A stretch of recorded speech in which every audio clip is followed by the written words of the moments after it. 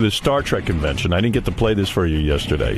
The Star Trek convention, much like the Star Wars convention. And I mean, you know, we know what that sounded like. What's your favorite character on Star Trek? I would have to say Data from Next Generation. Why is that?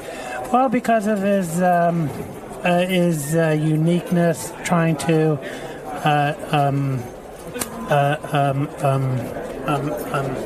trying to emulate human beings because he's a machine and he wants to be human. Data. By the way, most of the people he interviewed were into Data. Wow, I didn't know Data was that big a deal. Yeah, Data. Data's the robot dude. Artie probably doesn't even know who Data is. No idea. You didn't do the Next Generation. No. I don't think he did the first generation. You didn't ever. You're not a Star Trek guy. Not at all. Not at all. Not at all, no. Data. And this guy's kind of a high-pitched dude. I know, he's got this high-pitched mic thing. I'm into a Data. So what do you expect to do here at the convention? Well, I expect to get some autographs here and also and see what other memorabilia I can get that I don't have yet. All right, well, thank you very much. Thank you. He might be a stuttering high-pitched guy. Yeah. He's a find. That guy I really. can see why Data would be his guy. Yeah, Data. Well, here's another dude. What are you doing here? I'm doing here to get pictures with different stars. Now, why do you like getting pictures with stars so much? Because I get along with stars more than I do with neighbors. Who's your favorite star? Frank Sinatra and Michael Jackson. Who are you looking forward to meeting today? Today, I met Susie today. Who? Susie. What was her name again? Susan. Susan Anton. Oh, my God! What's she doing at the Star Trek What convention? the fuck happened to Susan Anton? That is such a name. Oh, she was so hot. She was hot. Remember Dudley she married Moore. Dudley Moore? Yeah, and that went horribly wrong. You know it's a man's world when Susan Anton marries Dudley Moore, and Dudley Moore's treating her like shit. I saw Eddie Murphy at Radio City Music Hall. Me and my two buddies, we sat in the back row in 1985. Right. And the big fucking thing in the whole room was when Dudley Moore walked in with Susan Anton. They walked right by us in the aisle. She dwarfed him. Yeah. I mean, it was weird. Because I guess Eddie Murphy and Dudley Moore had just done that awful movie together, Best Defense. Remember that? Really horrible movie. But, I mean, Susan Anton, that. First of all, can we get that guy to sit in on the news? Yes. We have his info, that guy. Susan. She actually, she wasn't there. I think he was just trying to think of a name. Maybe he meant Sulu, because he kept going Sulu. No, there was a woman named Susie. I don't know her last name, but she was from like Next Generation or something, I think. Oh. Could you say shrimp sauce saucers? Shrimp sausage. Again? Shrimp sauce sausage. Shrimp sauce sausage. Yeah, so that's that guy. See, there's other dudes there, too. It's a pretty amazing crowd that's collected at the Star Trek That's convention. great. Now, are these people dressed as anything, or are they just in... Some of them were, yeah. Yeah. Was any of those guys dressed as Data? No, those guys weren't. But there were like Borg there, and then there was Klingons and things like Borg, that. huh? Yeah. It's a weird move, like the guys who decide to come in costume and dress up as a Borg. And then there's guys who just disrespect it and don't show up in costume. Then you feel like an asshole for being in a costume. Well, I was in a costume. I What felt were you like wearing? an asshole. Well, we got to do something that's not copywritten on Howard TV. So Right. I just had like a generic silver spacesuit with pointy ears. Oh, so you were just a spaceman. and sunglasses. You created your own character. Yeah. Yeah, that's not cool. For Howard TV, you can't dress up as Data? That's bullshit. Of course you can. I mean, there's weird rules. Just to be safe, we got something that I think was you could have bent that plain. one. I don't see a huge lawsuit. Don't they sell Data costumes? Yeah. I You don't can know. wear it. That's bullshit. Sometimes our guys think they're lawyers and Right. they They're don't know always what the fuck they're doing. overthinking things. Yeah. Well, I mean, they did get me to look like an idiot, so that mission was accomplished. I like Richard's legal advice. There's weird rules. Yeah. This guy knew the show, huh? Yeah, the Lisp guy. Hi, Howard. I don't mind meeting all them girls you got with the big chest. I'm so jealous, Howard. You got all the girls with the big boobs. You love big boobies? Oh, yeah. Now, what about, do you know Robin Quivers? Yeah, Clippers. Oh, Clippers. Oh, my God. She's a knockout. What do you think of Robin Quivers? She's nice. She's got big boobs. Yeah. I don't know how big. I've never seen them. What would you do to Robin's boobs? I don't know. It's hard to say. Say, Robin, you sure are sexy. Robin, you are sexy. You sure are sexy, Robin. So who all have you met from the Stern Show? Tracker the Trope Man, Stout John, Robin Gibbons, Baba Bowie. Baba Bowie. Baba Bowie. I could see Fred playing that one now. Baba Bowie. And who? Baba Bowie. Baba Bowie. Baba Bowie. How was Baba Bowie? Nice. Baba Bowie. That guy's cool. David's brother. Highlights of the Star Trek convention will be on Howard TV tomorrow night, as a matter of fact. Guys from Howard TV were in here this morning doing some sort of technical thing to improve things. They got some big tracking camera now. Oh, really? That moves? Yeah, Scott DePace was saying it's really hard to have stationary cameras on a show that's so moving. He needs to sweep the studio. So I see. They got one of those things coming in. What's your name? Paul. I've been going to conventions in Philly since I was in my teens. I've been Trekkie many, many years. So what's so great about Star Trek? The stuff they have out now, like the tricorders and all that other stuff, the gear, all the inventions they're making up now. Oh, my God. This is a nightmare. Maybe you ought to go there and meet a guy. This sounds like you went to a hospital. Oh, this is for guys terrible. with head injuries. What are you trying to say, Robin? What's the matter? You wouldn't date a Trekkie? Oh, dear. On TV, Next Generation, like Beam Me Up, Scotty, and stuff like that. The transporter, all that stuff is really cool. And do you ever fantasize that you're a Star Trek character? Data's my favorite. Data. He's a good Data character. Jean-Luc Picard is cool. He says the number one, engage. You like that phrase? He says engage. What is it? He says engage. Oh, my God. What phrase? Engage. Engage. Spell that. Engage. Spell. He says, he goes like this, engage.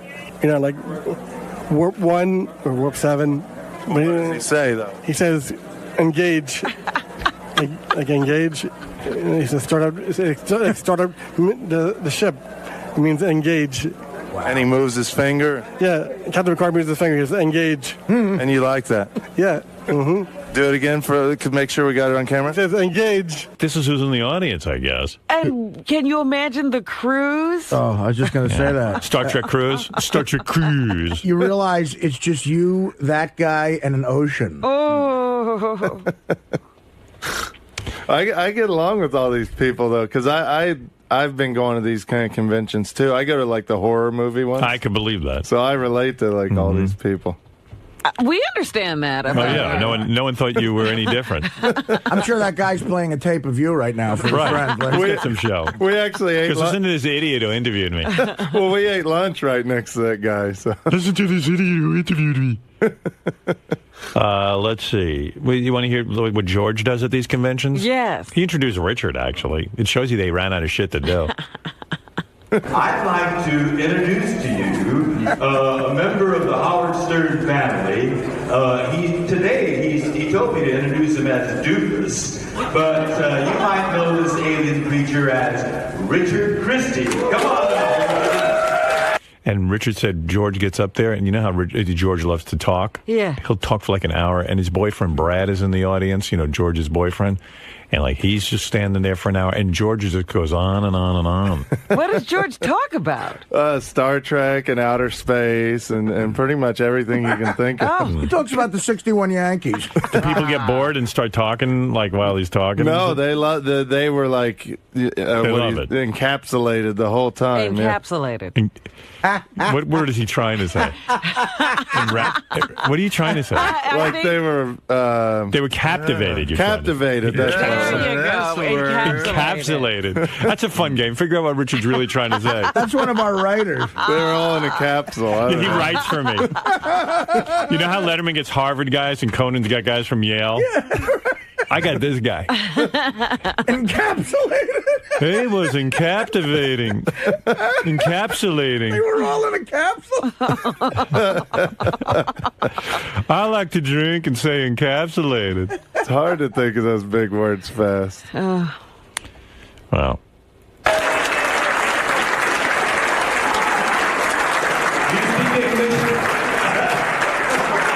Did you say stuff? I just said how great George is doing on the show, and he made a few quips and stuff like that. Dorcas. How are you doing, folks? This right here is the best addition ever to the Howard Stern Show. The nicest, sweetest guy ever, and one of the funniest people I've ever met in my life. And we all love George, and he's done such a great job. Well, it's a mutual admiration society, but I don't want to embarrass him by telling him I love Richard, because it has a whole different connotation on the Howard Stern Show. George has seen a lot of me on the show. I have seen all of Richard, unadored, and believe me, it is a sight to behold. Well, thank you, George. Oh, I didn't mean it that way. Oh my!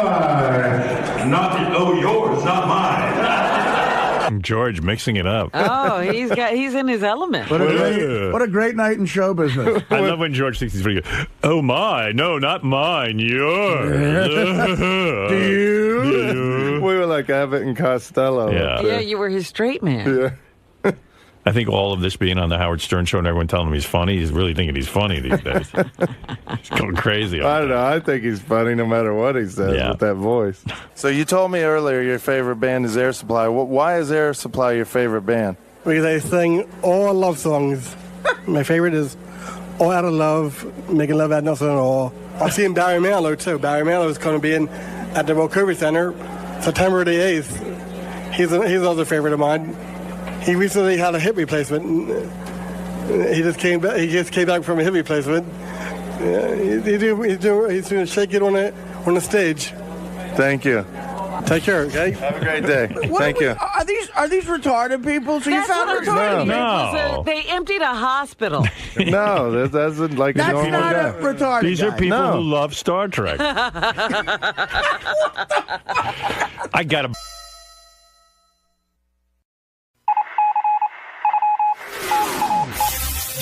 This is the best of the wrap-up show. A recap and behind-the-scenes look with John Hyde and Gary Dell'Abate.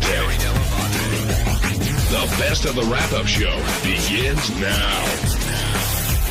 On Monday's wrap-up show, we discussed Robin drinks wine not to get buzzed, but for the taste.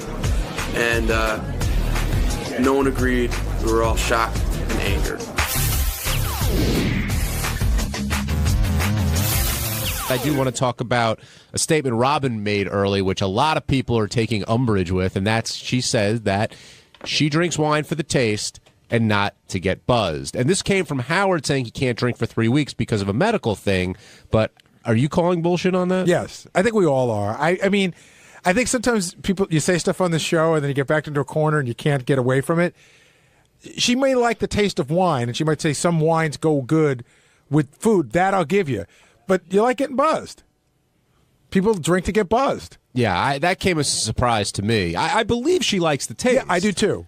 But, yeah, you want it to alter your mind a little bit. That's the whole point. It relaxes you. Yeah, if you missed it, here's what Robin had to say following up on Howard. The only thing that concerns me is what you say about your drinking. Right, go ahead. You know, you do it for comfort. Like in social situations, you like to get a buzz on so you'll feel more comfortable. And also, I like the taste. I do like the taste of wine. I understand that, but, it's that thing of using the booze to loosen up. Yeah, I definitely for do that. A purpose. That means you're not just drinking for the taste. Yeah, absolutely. You're drinking to loosen up. feel more comfortable and to be able to fit in a social situation. Yes, that's definitely true. Yeah, and that bothers me because you shouldn't be doing I just assumed everybody did that. What would be the point? They do, but that doesn't make it right. Oh. If you're just drinking for taste, then have fruit juice. It's 10 times better. Oh, no. I love the taste of wine. Yeah, and also you like that warm buzz No, that I comes over you. don't. Again, I don't. Bullshit. Why is it wrong to want to drink and loosen up a little bit when you're in a social setting? Now, I don't mean get drunk and vomit. You want to drink and loosen up. I think what she was alluding to, and Robin, if you're listening, come down. You can explain yourself better than I can. But I think what she was alluding to is she felt bad because Howard's relying on the booze in order to make him be that way. He needs it in order to get in that kind of mode. That would make him an alcoholic. By the definition of what alcohol is, if you need liquor to perform some sort of thing, that makes you an alcoholic. That's the path I thought she was going down. Did you take it differently? Yeah, 100%, and I think maybe what she was saying is it would be great, or I'm going to put words in her mouth. Like, I think it would be good if you learn to do the same thing psychologically, which is really hard to do for everyone, I think, for most people. Without the drinking. But she also said there were times where she'd be at parties and just feel sad for everyone. That weirded me out. That weirded me out. I mean, I don't know that we've ever gotten so drunk that we're sad. You just get drunk. It's weirder to be. Listen, I've been at parties where I've been the only sober one at the party. Like I went on this diet like a year and a half ago, so I didn't drink for like 3 months. And I went to a neighborhood party, and I'm like, man, these people get loud. They spit in your face, when they're talking and everything. But it's just different. I didn't feel bad for them. Larry in Philly, you're on the wrap-up show. Hi, guys. The fact that I support Robin, the fact that it's hard for everybody to understand Robin's point of view, that you can have a social drink and not do it to get high or to get drunk. That's something I do. I don't do it to get drunk. I don't like that feeling. I like a taste of wine or a beer with dinner. Larry, what would you say the percentage of people that drink in this country fall into your category? I would say under 1%. Yeah, it is, but it's like trying. Let me just explain this. I believe it's the philosophy that has Howard or everybody going. You don't have to get drunk. You don't have to do that. I mean, it's fine to drink, and it's fine to do whatever it is that you choose. Hey, Larry, the argument wasn't like getting drunk. Are you saying that you don't? I think what people were surprised by when Robin was like, "No, I don't even like. I'm not into the effect, the intoxicating effect." I'm not either. So you're not. So it's not even. You're not. It's not an extent argument. You're just. That's not the enjoyment for you at all. Right. Yeah. It's a philosophy. For example, I mean, I'm 63. When I was smoking weed, or occasionally one time dropping acid or something, I did it for. You just did acid for the taste? No, I did it to learn to understand something. That was my philosophy. If you come now, there is no philosophy. Somebody takes something just to get bombed, and there's no experience to learn, and there isn't any experience to do anything. Larry, I can't tell you how pompous it sounds about the philosophy of drug taking. I mean, it's your thing. I get it, but it sounds pompous that somebody's taking drugs incorrectly. Well, perhaps I might take it too seriously, and I might agree with you, but you don't have to do something to get extreme. That's all I'm... To get what? You don't have to do something to get extreme. That's all I'm saying. And I think, thanks, Larry. I think that's what Robin was saying too, in a way. Like, you shouldn't need that in order to act that way. But that argument of drinking without the buzz, it's like, you're smoking just to exercise your lungs. I'm having sex, but I don't want to finish. No, but I do get that. I always thought it was ridiculous because I hate the taste of beer, but then people drink non-alcoholic beer. Yeah, that's a whole other thing. Those are people who used to be big beer drinkers and just need to pretend they're still. I don't know what that's about. Yeah. Non-alcoholic beer is the dumbest thing ever fucking invented. It just is, because I wouldn't drink beer unless I was getting drunk. I got one use, Gary. My friend's wife drank it when she was pregnant at barbecues just because she missed the taste. I mean, to each his or her own. Let's put it that way. On Tuesday's wrap-up show, Gary mentioned that the fact that Ronnie might ask Twitter co-founder Biz Stone to verify his Twitter account, and that just set Ronnie off. So much so that he came down here and confronted Gary, and things got heated, and it got a bit uncomfortable. Check it out. We were talking before, Ronnie, about a Twitter guy. One of the heads of Twitter's coming in, and the question tomorrow. Yeah, and the question was, are you going to address any of the problems you've been having with Twitter with him, since he's the main guy? Well, according to Gary, yeah, I will. No, I was saying you should save it for the air. Yeah, but Gary, I got to ask you a question, because, it's really bugging my ass lately. Like, you really got a fucking hard-on for me lately, and I don't know what it is. I don't have a hard-on No, for you got a real chip. Like, I don't know. Every time anything with me comes up, you're the first one to stick me in the fucking back, even if it... I don't get it with you lately. I have no beef with you, Ronnie. Yeah, well, I don't know, man. Can you give an example? Yeah, give me an example. I can't remember off the top of my head, but every time he can throw a dig at me, he can't. He will.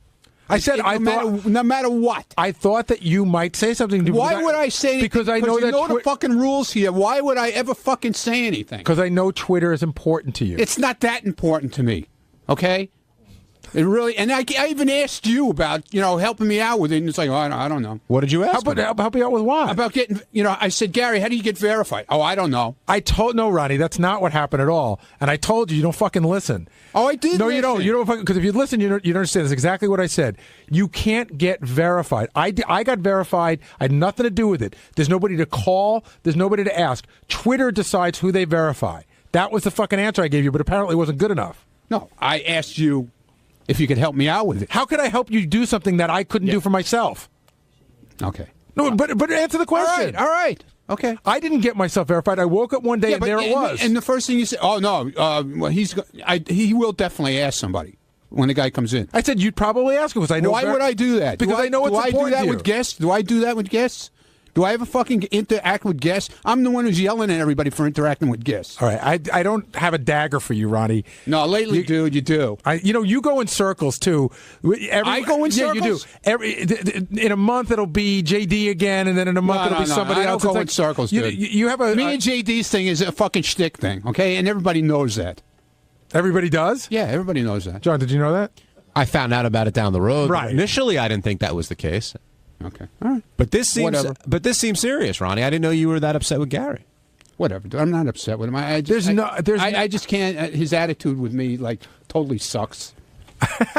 Totally fucking sucks. I don't know what to say. Well, can you give me an example? There's nothing to say. I don't want to say anything. I don't have any examples right now in my head. I can't think of them right now. It's a feeling. But, yeah, it's definitely a feeling, because every chance you get, you fucking put me down like I'm some kind of piece of shit. And even if I'm not in here. All right. So I know you're referring. So to... I guess I can't crack any more jokes. No, you can crack everything. You can do whatever you want. I don't care. I think it's cracking jokes, not putting you down. But I guess it's a fine line. No. And I guess whatever relationship we had that was funny isn't funny anymore. The show is the show, and I don't care. You can do whatever you want. But my feeling, I know what my feeling is, okay? And that's it. There's no See, I would feel worse if I was walking through the halls bad-mouthing you, which I dare you to find anybody who would say that I'm doing that. He is. No, I didn't say. I never said that. I dare you to find anybody credible. Every chance you get, you fucking put me down. Ronnie, is he... Lately. It's not all the time. It's not up until, I would say, a year ago. Wow, it's a whole year that I've been giving you a hard time. Not giving me Gary, I'm not saying you're putting you down is giving you a hard time.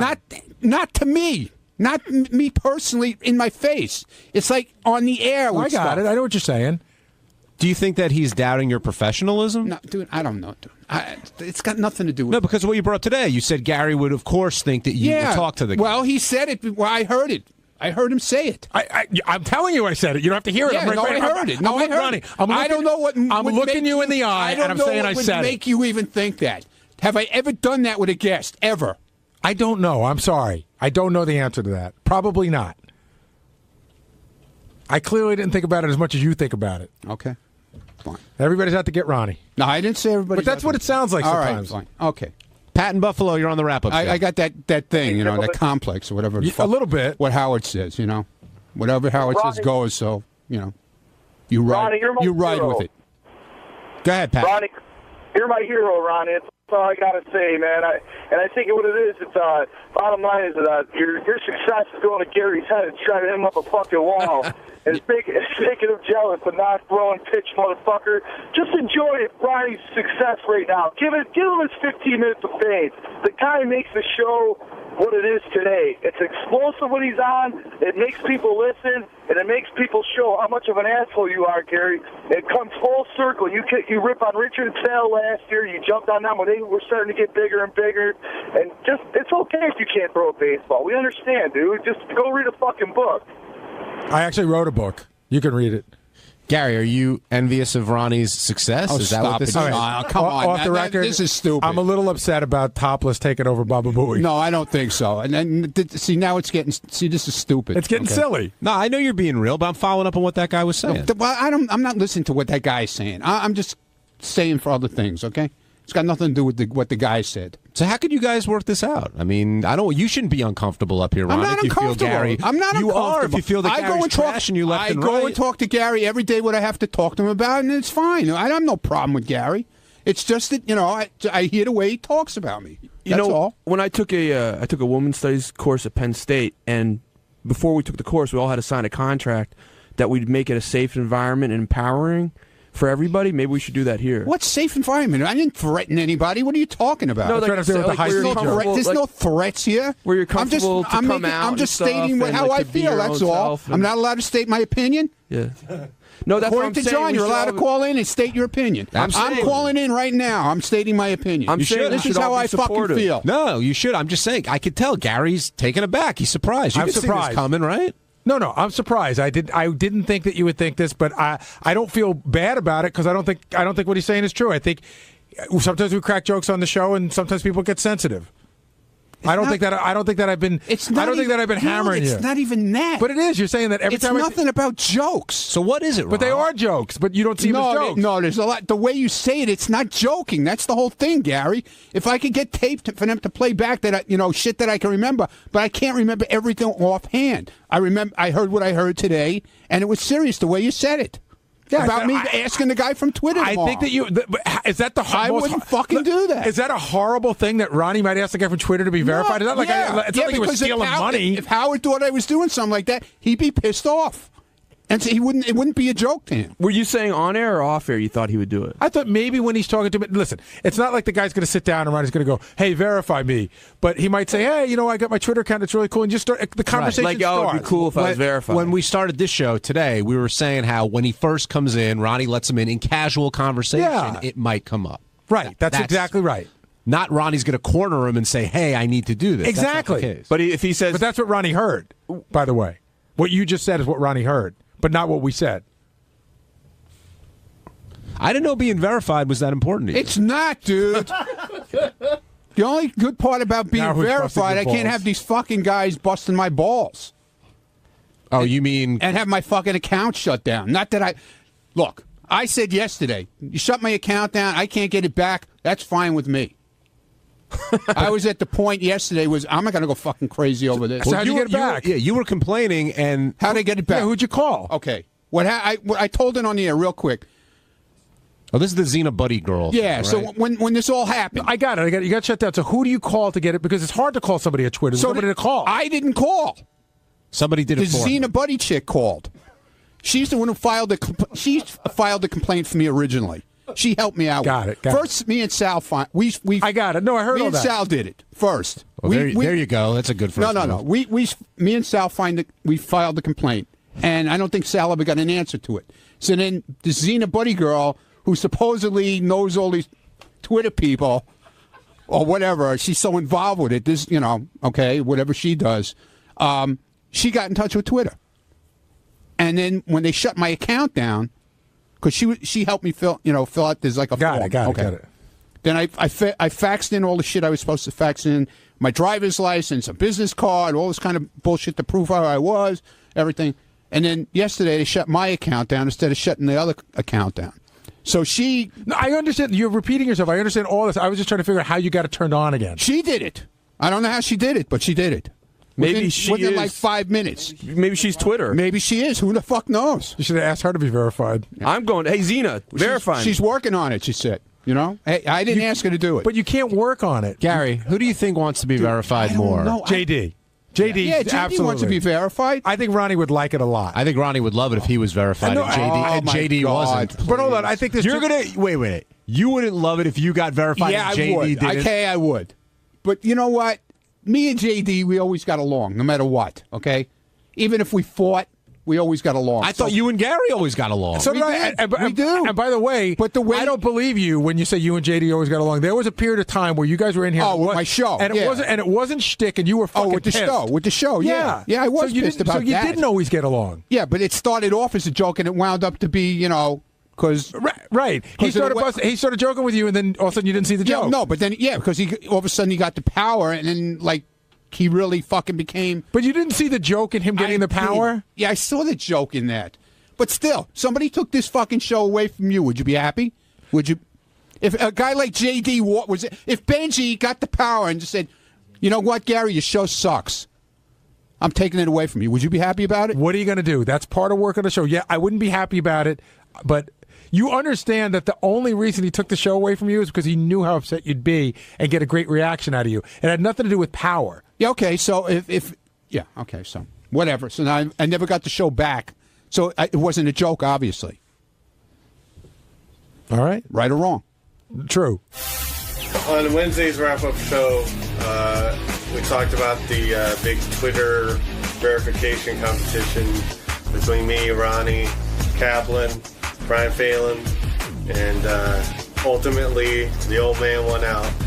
And watch us discuss it, and I tried to hide my jealousy and sadness. All right, now let's get down to the verification process. Yes. So all along, the plan was to have Biz verify someone here, and a lot of people wanted to be verified with different interests. Yes, a lot of us wanted that. And going in, it seemed like I thought JD was going to get it. We talked about it on the show. He wanted it, but Jason went in there, Phelan went in there, a couple other guys went in. And as it turns out, Ronnie is the one who gets verified. And the reason Biz gave was because other people had been posing as Ronnie. But Ronnie's been on Twitter for what? 3 weeks? A couple of weeks. But he also said, I thought the other important thing he brought up was a lot of people wanted it for the wrong reason, meaning you shouldn't want to be on Twitter. Like Phelan said he wanted to be famous. That cut him right out. JD said he wanted to meet girls. No, I never said I want to meet girls. You said you want to get laid, I thought. No, Howard brought that up. And you said, yeah, that'd be cool. No. Well, but Go Ronnie ahead. had that compelling part, but he also had the fact, and this is what Biz said, that Twitter accidentally knocked him off of Twitter when they were trying to get the fake Right. Ronnie off of Twitter. He said that was part of his decision making. It's kind of like a make good. But do you think that JD or Jason or any of the guys who didn't get it could have done something differently to have been verified? Well, I said to JD that he probably needed to be. I thought his argument was as good as Ronnie's. He's just not as forceful when he speaks. JD's just sort of like, I'd like to be on it. But Ronnie was like, here's why I need to be on it. He was like, bang, bang, bang, bang. And then the whole time he's going, 30 seconds. Well, when he was calling out the 30 seconds. I get that. That was so funny. But he was looking at his watch. He was taking that very seriously, yes. right, So JD? you looked right over it. I was expecting like a little hint of a smirk. He was all business. That was business, Ronnie. He can count. The boy We can count. all have, I think. I'm sure from the show. I know I do. I know you guys have said you do. We all have impersonators, and that's the nature of the internet and the nature of our show. So I bet we all will be verified eventually. I spoke to the people in the green room. There's a woman that was with him who he told me is like the heartbeat of Twitter. She's been with him before it was Twitter, when it was that other company. And she's like their tech person. She's got like a laptop and a phone. And she was asking me about my verification. I said, I don't know how it happened. And I was telling her about the timing of it, which was, I think I went on Twitter about a year ago. I got verified like not too long after. And she said, yeah, she goes, I don't know. She goes, it's a lot harder to get done now. Almost like I sort of slipped in before they were working on it a little bit harder. She said that maybe because I had it, she's like, if you have it linked to a website, that helps a lot too for verification. When you got verified, I mean, it might even be harder now, but trust me, when you got verified, it was impossible to get verified. And I still don't, and she couldn't. But did they ask, like, I guess someone's heard it on the show. I mean, I wonder if it's all word about. Did they say to you, did anyone ever call you up? Did they ever write you and say, we need your ID? No, you just turned So it how on do one we day, right? how do they even know you're the real Gary? I don't know. I don't know the answer to that. God or something. Why does getting verified mean so much to everyone? Well, it's two things. It lets everybody know that that you are who you are. Like he remembered me because I had emailed him once before I knew anything, even before I had a Twitter page, because there was a Mary Delabate Twitter page that was saying these really terrible things about me, but they weren't completely off the map that you wouldn't believe it. So it would be like, Gary's such a loser. He can't throw a baseball. I wish he would take the kids, So I emailed him and he got that one taken down. And now joining us is the newly verified Ronnie Munn. Do you see what he's wearing on his suit? I can't Somebody see. put a giant blue check mark on his suit. Verified. Now, Ronnie, you made a very strong case for being verified, but somebody pointed out a month ago you weren't even on Twitter. Why the change? A little over a month. It would be. I would call it meteoric. A little over a month. I mean, it's tremendous rise. Why the change? Like, how are you dealing with this? What do you mean? How am I dealing with it? Well, look what I had to deal with. I had to deal with getting verified because everybody's breaking my balls on it. So yeah, but you're acting. It's no different than being here, except there's a lot more people. I don't know. I'm sensing a little false modesty here, Gary. I think Ronnie is proud and should be proud of being. Well, you're chosen. excited about it. No, I am. I'm excited about it. You made the best case. Yeah, I try. I told the truth. Now, when you were calling out 30 seconds, were you playing mind games there with the other competitors? Yeah, definitely. And it seemed to work. I guess so. Yeah, Biz. It was only fair. What do you mean? I only got 30 seconds, and Howard cut me right off. So I felt that I cut everybody off in 30 seconds. I had my watch. I didn't get 30. With I my got like second 10 hand. No, you got more than 30 seconds. Oh, really? How many seconds? You got did about 38 seconds. Oh, really? Yeah. Oh. And JD, he would have got an hour if I didn't stop it. So. You and Gary, Sorry, dude. Are you and Gary okay now? We're fine. We were fine yesterday. I was just, stating an. Well, now you guys are like brothers. Stating an opinion. We talked today, but I actually sort of spoke my true feelings about Ronnie yesterday in a tweet. Well, I said something like, Ronnie got mad at me at wrap up today. Got to say I was taken by surprise. I have nothing but love for Ronnie. So this is before I professed my love for him in a tweet. This is before, That's like 3 times. Oh God! This is before you shared the blue check mark. Because now you're both verified, I guess. Right, now people actually know it's Ronnie that I love. Have you been actually inducted yet? No, I don't think so. And Ronnie, have you been getting any, weird comments from anyone else or jealous gripes? No, actually, it's been a lot of mostly positive. The only haters that I got were the guys that are faking me out. I thought my imposters. I thought we were banning that word. Oh, from the okay. show. No more haters. The people that assholes. Let's say assholes. The assholes that were impersonating me were the only ones putting out bad stuff, pretty much. Now, in the first hour of the show, Howard and Robin spent a lot of time talking about how you misread people and also how you're the most immature person on the staff. Wow. Do you agree with that? I think we're all immature in our own way here. Okay, but if you had to choose the most immature, who would you? Why do I have to choose anybody? Because I'm asking you to I don't choose. want to choose anybody. I don't know. I would say Sal. Sal? Yeah. Not Richard? Well, he's a close second. But you think they're much more immature than you are? Yeah, Based definitely. on what? Based on every time they walk out of the door of that room, it's either something about somebody's cock or some kind of joke or harassing me or harassing somebody, stealing Gary's breakfast or whatever. It's a clown place in there. I always I want to say, well, I think Richard might be more mature than Ronnie because Richard's done something like he's going to get married, he's doing all this stuff. And I did that already. And then I always go back to the fact that Richard tried to get elves to tuck him in that fucking hotel. And the thing that's funny is they showed up and Richard's like, tuck me in. And I was like, then I just think he's a big child. And he actually paid for that, And he too. paid for it. Yeah, But like okay. they were like horrified and they tucked him in. That just makes me laugh. Well, that's a fun way to look at it. Like, I was looking at, like, who can handle a crisis the best. And I don't know. Like, I think, like, who would get... I mean, I get frazzled on the show sometimes, a lot of times.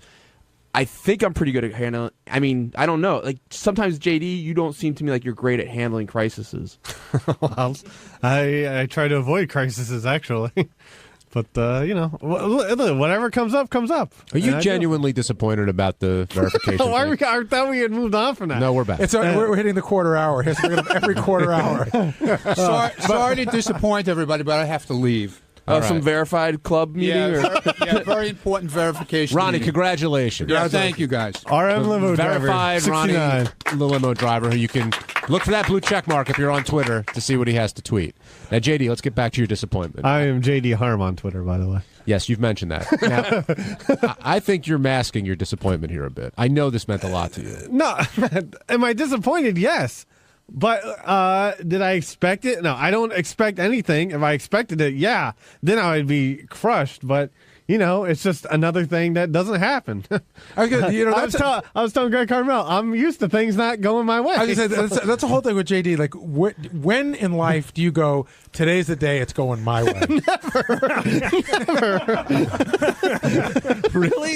Yes. I didn't know you had this Charlie Brown. Do you feel outlook like a on life. stud when you've talked about you like there was a hot stripper that you were having sex with? Yes. Did you feel like wow when you were inside her?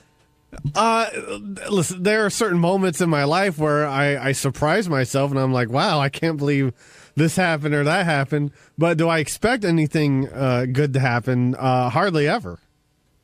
So that's just me. On Thursday's wrap-up show, there was a lot of talk about why Scott DePace hates Twitter.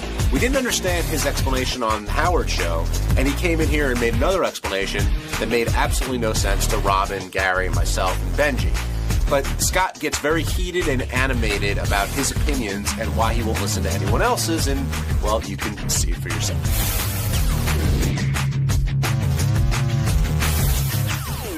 Speaking of Twitter, Scott DePace explains why he won't follow me or Jason or those not worthy, even though he's a huge Facebook user. Listen, that service, the guy Biz said it yesterday, it was started as a way for anyone to just broadcast their thoughts. Right. I'm not interested in anyone's thoughts. That's okay. Hold on. Oh, God. Now, as to a certain celebrity, I guess I get that part of it, although it's not for me, so I'm not doing it, but I guess I could see why people would follow Robin or Howard or whatever, or some sports guy, but not Benji, John Hein. Hey. That was my Okay, so here's what I would say. Even though you say you're not on Facebook a lot, why Facebook? How is it different? Facebook has that same thing. I think that's crazy. I don't want to know that some person just went to some had ice cream. So wait, is your question? Because let's just take away your anger about it, because you seem like I'm angry that Robin can't understand it. No. But you just want a reason, like, hey, why am I interested? I mean, but it's kind of trying to explain, like, why am I into flowers? Or my argument was these guys were acting like idiots, wanting to be verified. And I just said, I don't understand Twitter. Your argument wasn't that they want to be verified. Your argument is, why would anybody want to follow certain people? Okay, right. And we agreed with you that some people may not want to, but you couldn't understand why others may want to. Let's use Brian Phelan for a minute. Okay, Brian's perfect. Camera operator. But he's on the show, and sometimes he's funny. And maybe say two people out there want to follow him. What's the harm? Every thought in Brian Phelan's head? Or do you know everything that Brian Phelan might be interested? Maybe he has knowledge that you have no idea about, and a lot of people would want to know. Scott, this is their outlet. Sometimes work isn't a complete, fulfilling outlet for people. The point that you're missing is that I'm not saying that you shouldn't be able to do it or you can't. I'm saying for me, it's idiotic and ridiculous. No, you did say people should be able to do it. You said there should only be 1,000 people that you can follow. I was trying to describe what makes sense to me. That, yes, celebrities and people, those group, maybe it's 1,000, maybe it's 2,000, maybe that part makes sense.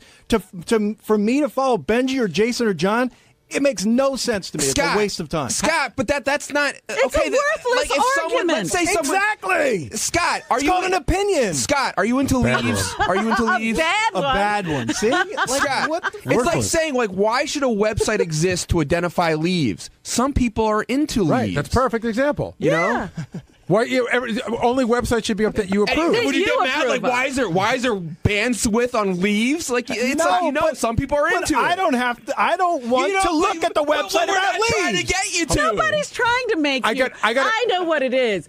Because he thinks this is a terrible idea and it's caught on with people. He thinks it makes people gay. And nobody cares about the video caddy, which is a great idea. Actually, Robin, just as much as educating Robin. That explains his venom towards me. because I came up with the idea of a website about television, Right. which he couldn't care less about. Or couldn't come up with. So that's why I get all the anger. And I know, use Scott, my I've name to said that. 100 times, I admire your ability. You turned something I think is a stupid idea into a moneymaker. That is great. And Twitter is another stupid idea. And I'm the luckiest man in the world because I accidentally wrote a book that somebody bought. There But you I got a broader question for you. I always wanted to ask you this. On something like this, a lot of people here are disagreeing with you and telling you that they don't agree with you. When you hear a lot of people disagree with you, I'm not a follower, Gary. I'm not. Does it make you rethink your position, or does it only drive you more the other way? I would admit to you, I think I've already admitted to you that yesterday I said it makes no sense, and when you told me the celebrity angle and what it's turned into, I guess, that makes a little sense. So there's a change.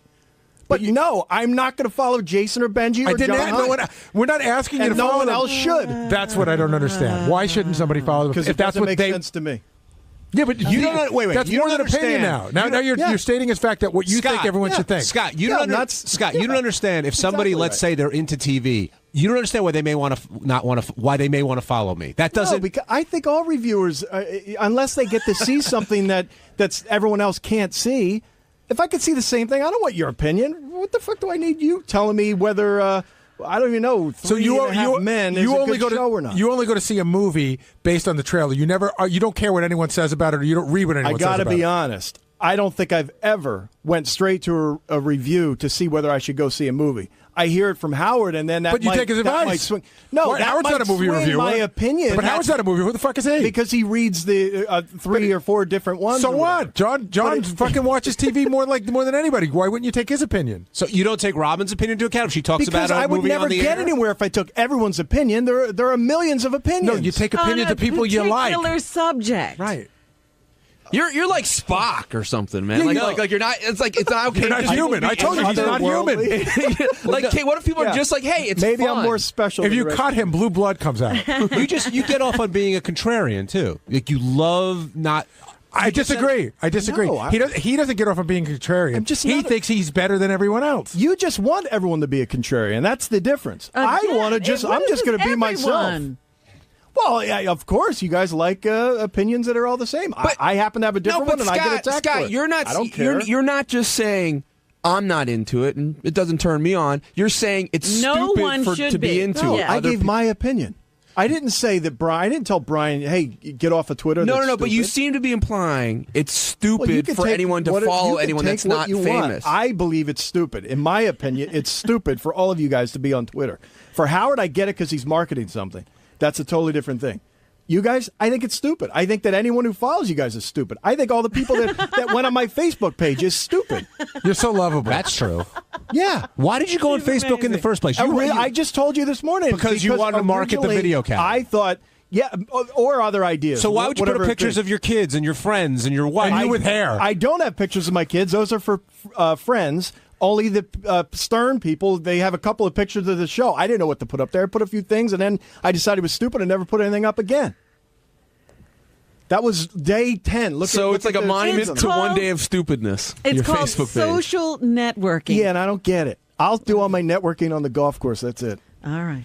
Hey, but he wants to remind you, by the way, people love him, just not the ones we know. I like him. I love him a lot.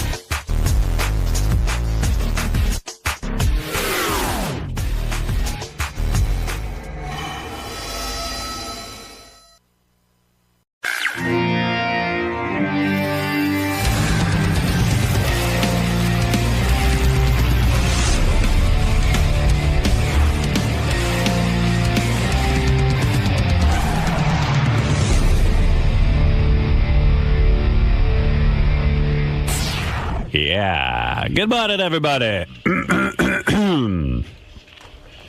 have to clear my throat. Baba Booey was in some weird clearing throat thing today when he was explaining to me what was on our agenda. Every minute he was like, uh-oh. But a lot of phlegm. Oh, I was going to throw up. It's that time of year. It's phlegm time. Boff, I'm having a hard day. He announced it? Because No. even I'm like a little dry this Oh, morning. no, Yeah. you got a cold. No, it's just I didn't have any moisture. And Too many berries. Too many berries. You need to eat something. Too many berries. You need to eat a bird Have or a sandwich. Yeah, if I eat a piece of chicken, this will go away. you need to eat a fish or something. You need Some sort of animal. something living. You need a squirrel. roast beef and provolone. People are now eating squirrels. Really? Yeah. And I'm sure Richard's dad. Oh, hunts I'm sure squirrel. he's eaten lots of things. Roadkill. He told us he had squirrel. I mean, like when we first met Richard, I think he said his father eats squirrels. Is that right? Yeah, I think it's been like a common thing for a while. Well, what happened was there was a warning put out that you shouldn't eat squirrels because, well, my warning would be don't eat them because they're rats. I mean, yeah. With fluffy tails. They look filthy. But they are. But the warning was that they were very toxic, that they were filled with lead. Yeah. And then they Where found... did they pick up lead? Well, that's the funny part of the story. I guess some researchers were seeing if it was safe to eat squirrel. Uh-huh. So they put their guts basically in a blender and blend them up, and they looked around and they saw that there was high levels of lead. What they failed to realize at first was that the blender had lead in it.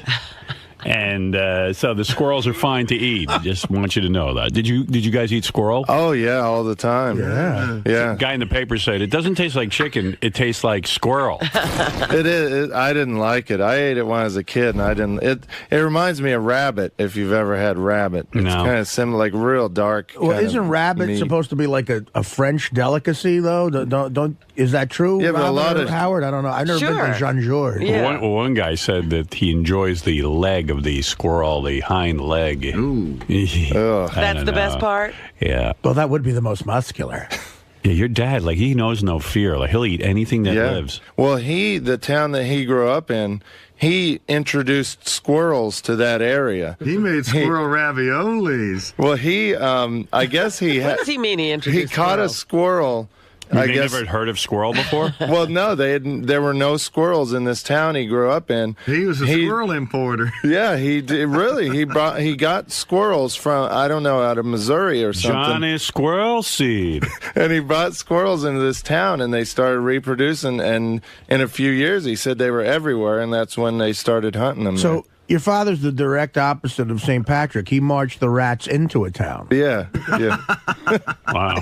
I don't think there are going to be any statues erected to him. I can't imagine. Dang. I cannot imagine eating a squirrel.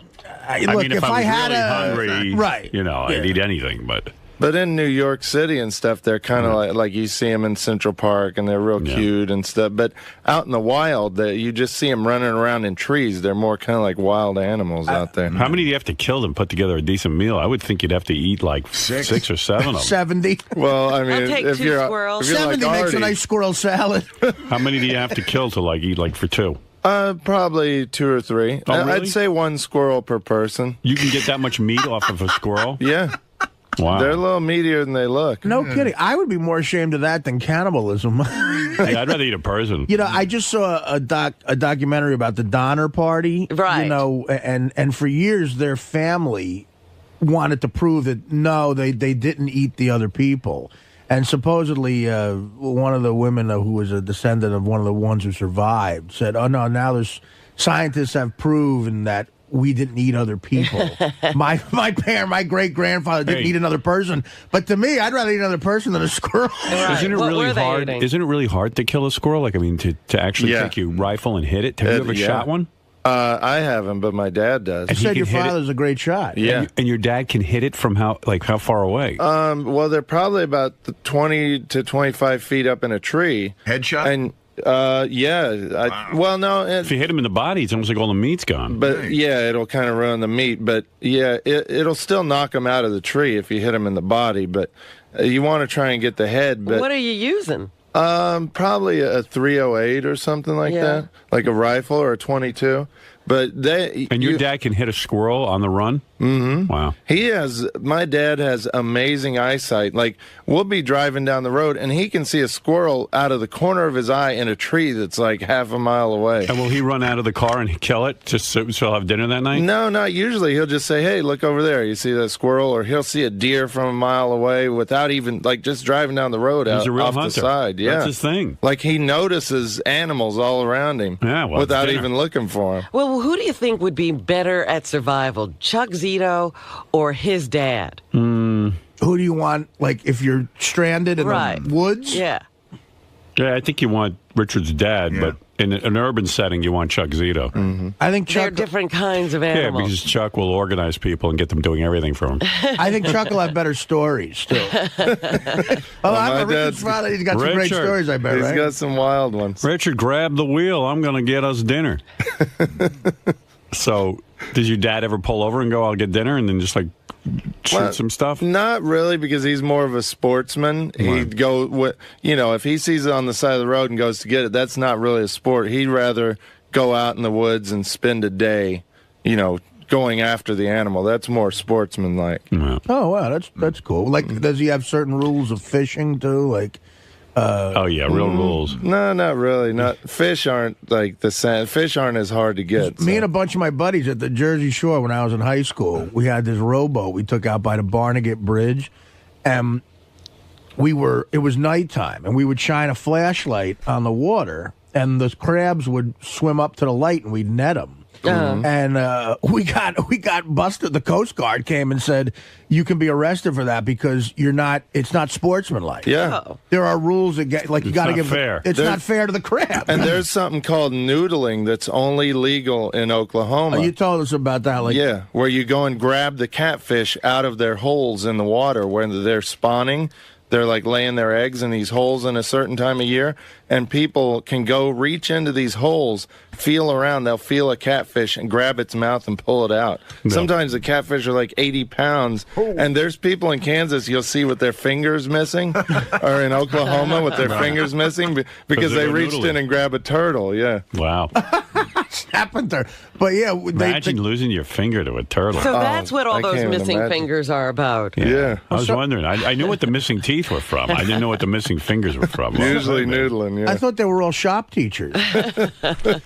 Yeah, your old man's something else, man. Yeah, no, I mean, that's the guy you want, like your father was in Vietnam, too. So that's the kind of guy who goes. Like, they get these tough motherfuckers out there. And then when they get back from Vietnam, they all move to, like, Kansas and get in the rural area. Then they can still hunt and still kill shit. Well, when I was growing up, all I ate was catfish because he fished all the time. Quail, we ate a lot of quail because he loved to quail hunt. Pigeons. Raccoon. We never ate pigeons. They were too much. I mean, pigeons, I think, carry a lot of disease. So we never ate pigeons, but just all wild game. That's what we lived on when I was a kid. Raccoons is the one that I cannot believe. Yeah. That just looks like nasty shit. Yeah, you might as well be eating a ton of squirrels. That's horrible. The squirrel is a little nastier than raccoon. Should Dad and Mom ever go to the supermarket and just get like a steak or something? Oh, yeah, they do that too. Yeah, like my dad makes an awesome hamburger too, but just it's so much cheaper and they love the sport and of hunting and fishing. What do you mean? What does your mom do in all this? Oh, you never watched the special on his family. No. She's got a huge part in this. I mean, the dad goes out and kills it. He takes it back to this house of horrors, the barn, and then that's where he skins them. And then you can watch that whole there's a special on Howard TV. I don't know if it's still up there because we rotate shows a lot. But there was one with Richard's parents. And then the dad skins him. And once he skins him, then it's over to Mom. Mom prepares the whole thing, cooks the whole thing. I mean, she spends all day on it because, you got to get that squirrel and raccoon taste out of that meat. I mean, you just can't fry that up and eat it. Is that right? Yeah, she stews it for the whole day. There's onions. There's all kinds of crap. Beer. Sometimes you put it in beer. Yeah, you spend the day trying to get rid of the fact that you're eating a raccoon. Right. You know what I mean? You got to get rid of what it is to get it down. It's vile. I like to use cast iron. It seems to cook a little faster than your fancier stuff. Cut it down in smaller pieces. It cuts even faster. Okay, I'm going to cut up back. About half a cup of onion to stick in there, and some garlic powder, a couple of bay leaves. There we go.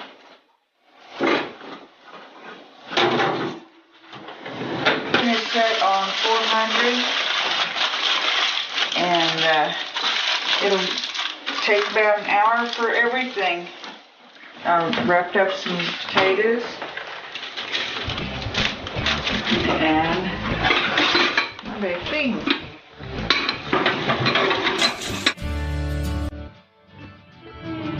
We're going to shred this. That way incorporate all the barbecue sauce into it, and it looks more like barbecue beef. And I have fooled a lot of people by telling them, by not telling them it was pig.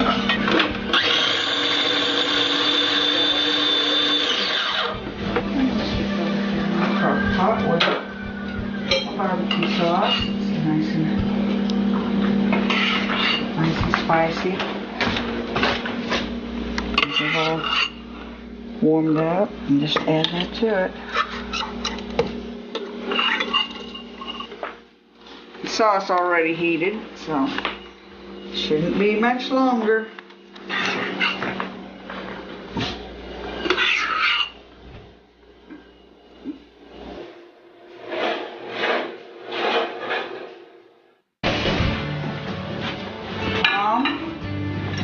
And then it's served.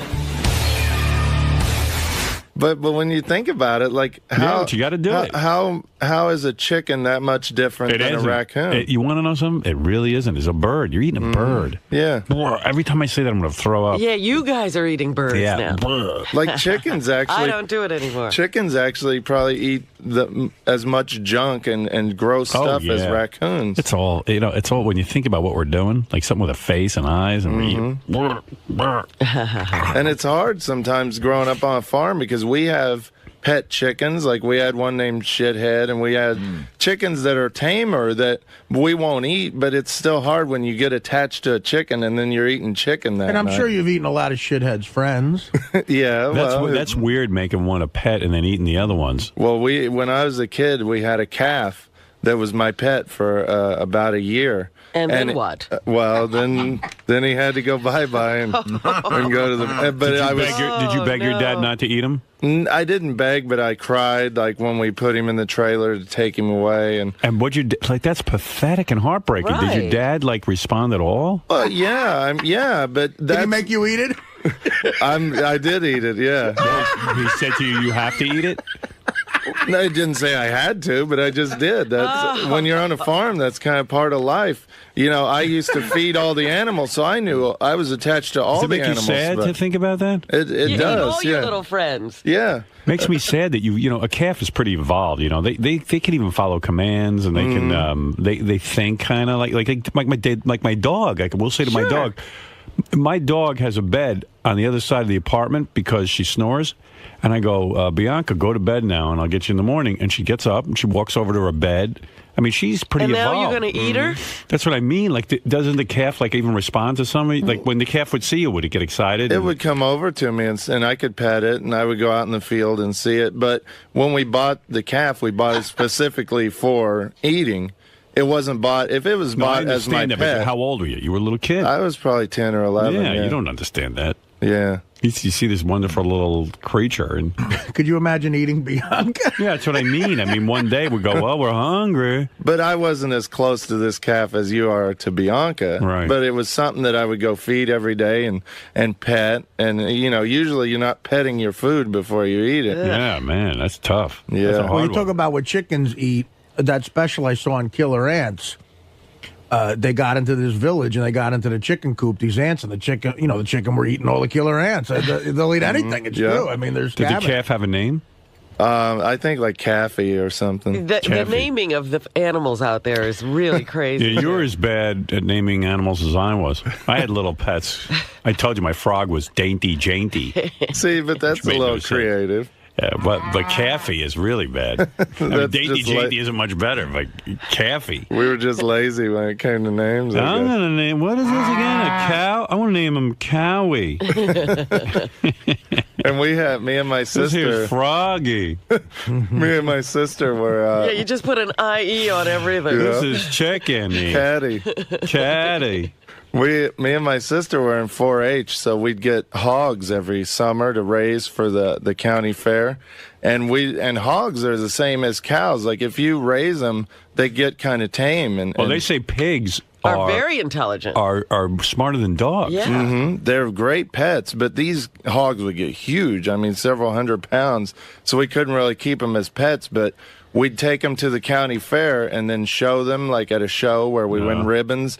But then it was so sad because at the end of the county fair, all the big trucks come in to take the pigs away. And you see just all these kids that are so sad that their hogs are going off to the slaughterhouse. It was like Schindler's Pigs. It was. It's and really did you feel sad. like, gee, maybe I could save one of the pigs? Or Well, I mean, I couldn't do it. Yeah, I mean, you could probably keep them, but you know, the whole point of doing it was they get a certain age, and it's just time for them to be food. And they're poor people; they need the money or the food. Well, that was it too. That was a big part of our income. Me and my sister would sell these pigs at the county fair. They'd bring like $250 a piece. And so me and my sister each get $500. That's a lot of money. Lot of money. Plus, feeding a pig is really expensive. Right. I mean, you can feed them scraps and stuff too, but mostly we'd buy these big feed bags that were really expensive. Yeah, so you got to make a return on your investment. Yeah. Bacon tastes too good to save those pigs, man. Yeah.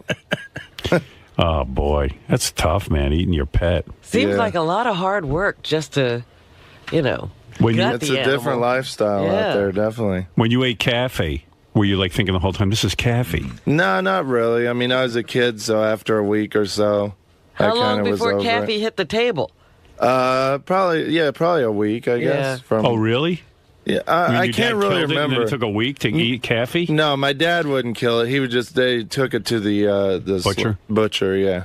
And Your dad wouldn't kill cafe? He would pay someone to do that? yeah, I mean, I'm shocked. Yeah, he can't. I don't. He doesn't he's know how to never- kill a calf? No, that's like brutal. I think I don't. Most people can't do something like that. Yeah, but then you got to pay some dude. Your dad didn't have a lot of money. Yeah, but that it was a lot cheaper than buying the beef at the store. That's why we did it because the butcher didn't charge much, and you could get a ton, like a year's worth of meat Off a calf. off of a cow or a calf. Yeah. Really? A year's? What do? You freeze it? We had a deep freeze. Yeah, but that's just that's a whole different thing when you kill like that. Killing a cow or like a pig, that's something most farmers don't do. They take it to the butcher to do it. Because Wow. that's like really hard to do. Real sad. Jeez. Sorry to bum you out. Yeah, man. It's kind of funny to me. It's kind of funny. But that's the whole story of Silence of the Lambs. I mean, I don't. Talk about great birthday gifts. Shuli got me the best gift of anybody. Which is? He entered me in a Bacon of the Month club. See, that's the problem with these movies, like Jerry Seinfeld's Bee Movie, and now they even like try to make bees nice little things. Like now, everything becomes like human-like when you take these animals and you start putting. Well, after I human saw attributes to them, like when Babe came out, that pig was so cute. I never wanted to eat bacon again after that. I don't eat bacon. I don't eat it much. I don't eat the pigs or the cows, or it's too highly evolved for me. Chickens are probably too highly evolved. I'm starting to get turned off to that. Oh, come on. Chicken tastes good. I love it. What am I going to do? gave it all up. It's fine. But you never. Well, you might go back. No, You know, I it's won't. funny because I had dinner with my daughter last night. My oldest daughter's like you, Yeah. She's probably eating nothing. Looking at that tofu, and then she says, I'm thinking of going back to. I don't eat tofu even. Yeah, That's too and evolved for me. And she actually doesn't like tofu either. Right. She says, but I'm, she goes, I'm mostly into vegetables, but I'm, running out of things to eat. I'm starting to think about some fish and chicken. I go, I'm some father. I go, order yourself some chicken. Come on. I'd be honored if you did it in front of me. If you're going to do it in front of me. Yeah. The guys are all back here. It's like Robin's like, she like quit smoking 3 weeks ago. You know what I mean? And right. that's just, All right, I'm she's just trying. telling you're totally going to eat that stuff again, Robin. Sure. I've gone to restaurants with Robin where we order some fish. That woman, I've never seen her have sex, but I've never seen a happier face when she's eating that. Right. Oh, I like yeah. gourmet cooking, so that's what we were eating. It wasn't a fish with the bones in and the head on. No. So you cut out fish? Did you cut out milk and cheese? Everything Wow. that comes from an animal. Now listen to her. She has a cold. I don't have. Really working. Have My a nose roast beef is sandwich. stuffy. No. Have a roast beef sandwich. You're getting a cold. I see what's going on. Fine, we'll see. I'll be fine. What is that voice today? Kill a calf. It's my nose being stuffed out. Nah. Too many animals. From too dry air. You need all some. those colonics. You're still getting a cold. You need some caffy parmesan. Look, you're eating fish and chicken. You get colds. But like I go to the strip house and I'll get a big steak with the sauces and everything.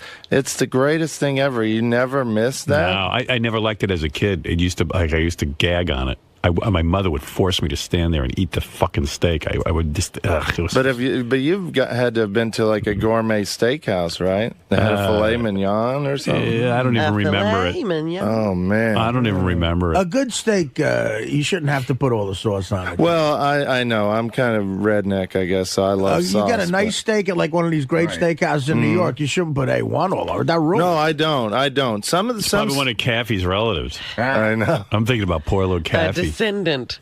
How old was Caffey when you ate him? Well, he was still a calf, but he was probably about.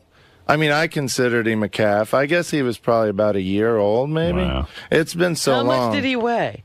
Probably maybe 800, 900 pounds, something like When that. you or would call, 1,000 when you would pounds. say, "Hey, Caffey, come here. It's Richard." Yeah. Would he walk over to you? Mm-hmm.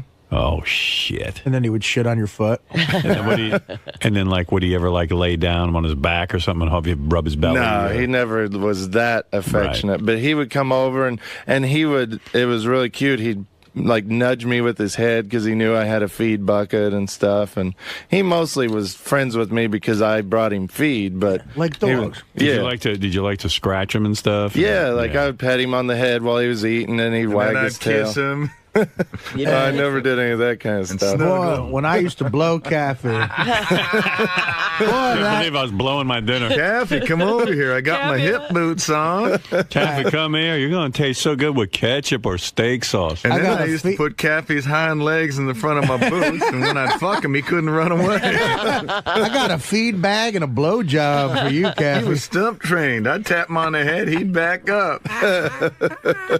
There was a guy in Kansas that they caught him in a barn hanging upside down, and somehow he was banging a cow while he was hanging it. He had his feet tied to the top of the barn with a rope and hanging upside down banging a cow. Hey, Ned, what you doing? It's called tantric cow sex. Yeah. Was he doing it to crystal meth or something? It must have been. Yeah, there's a lot of crystal meth going on out in like Kansas. And you think it makes you screw cows? Well, you know what it is? No, I don't think it. No, that's just a whole nother perversion. But what it is that we all have this image in our minds of the small town and, rural America. And the truth of the matter is that a lot of these farms are an economic disaster, that the families can't support themselves. The kids aren't really, getting up early and doing chores. They're all, they're converting. They're getting up screwing the cow. Well, they're getting up and converting their barns into crystal meth laboratories. It's an it's a good epidemic. crop.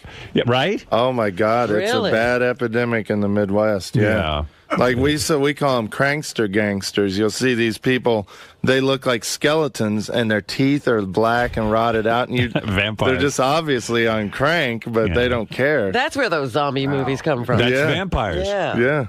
I always thought the coolest vampire movie would be, see, if we just followed you around on the farm, and instead of animals, we looked at them as human beings who were in the service of vampires, you'd have the greatest vampire movie. In other words, how did we treat Caffey? Caffey was like somebody we fed and we even talked to and pet and all that other stuff.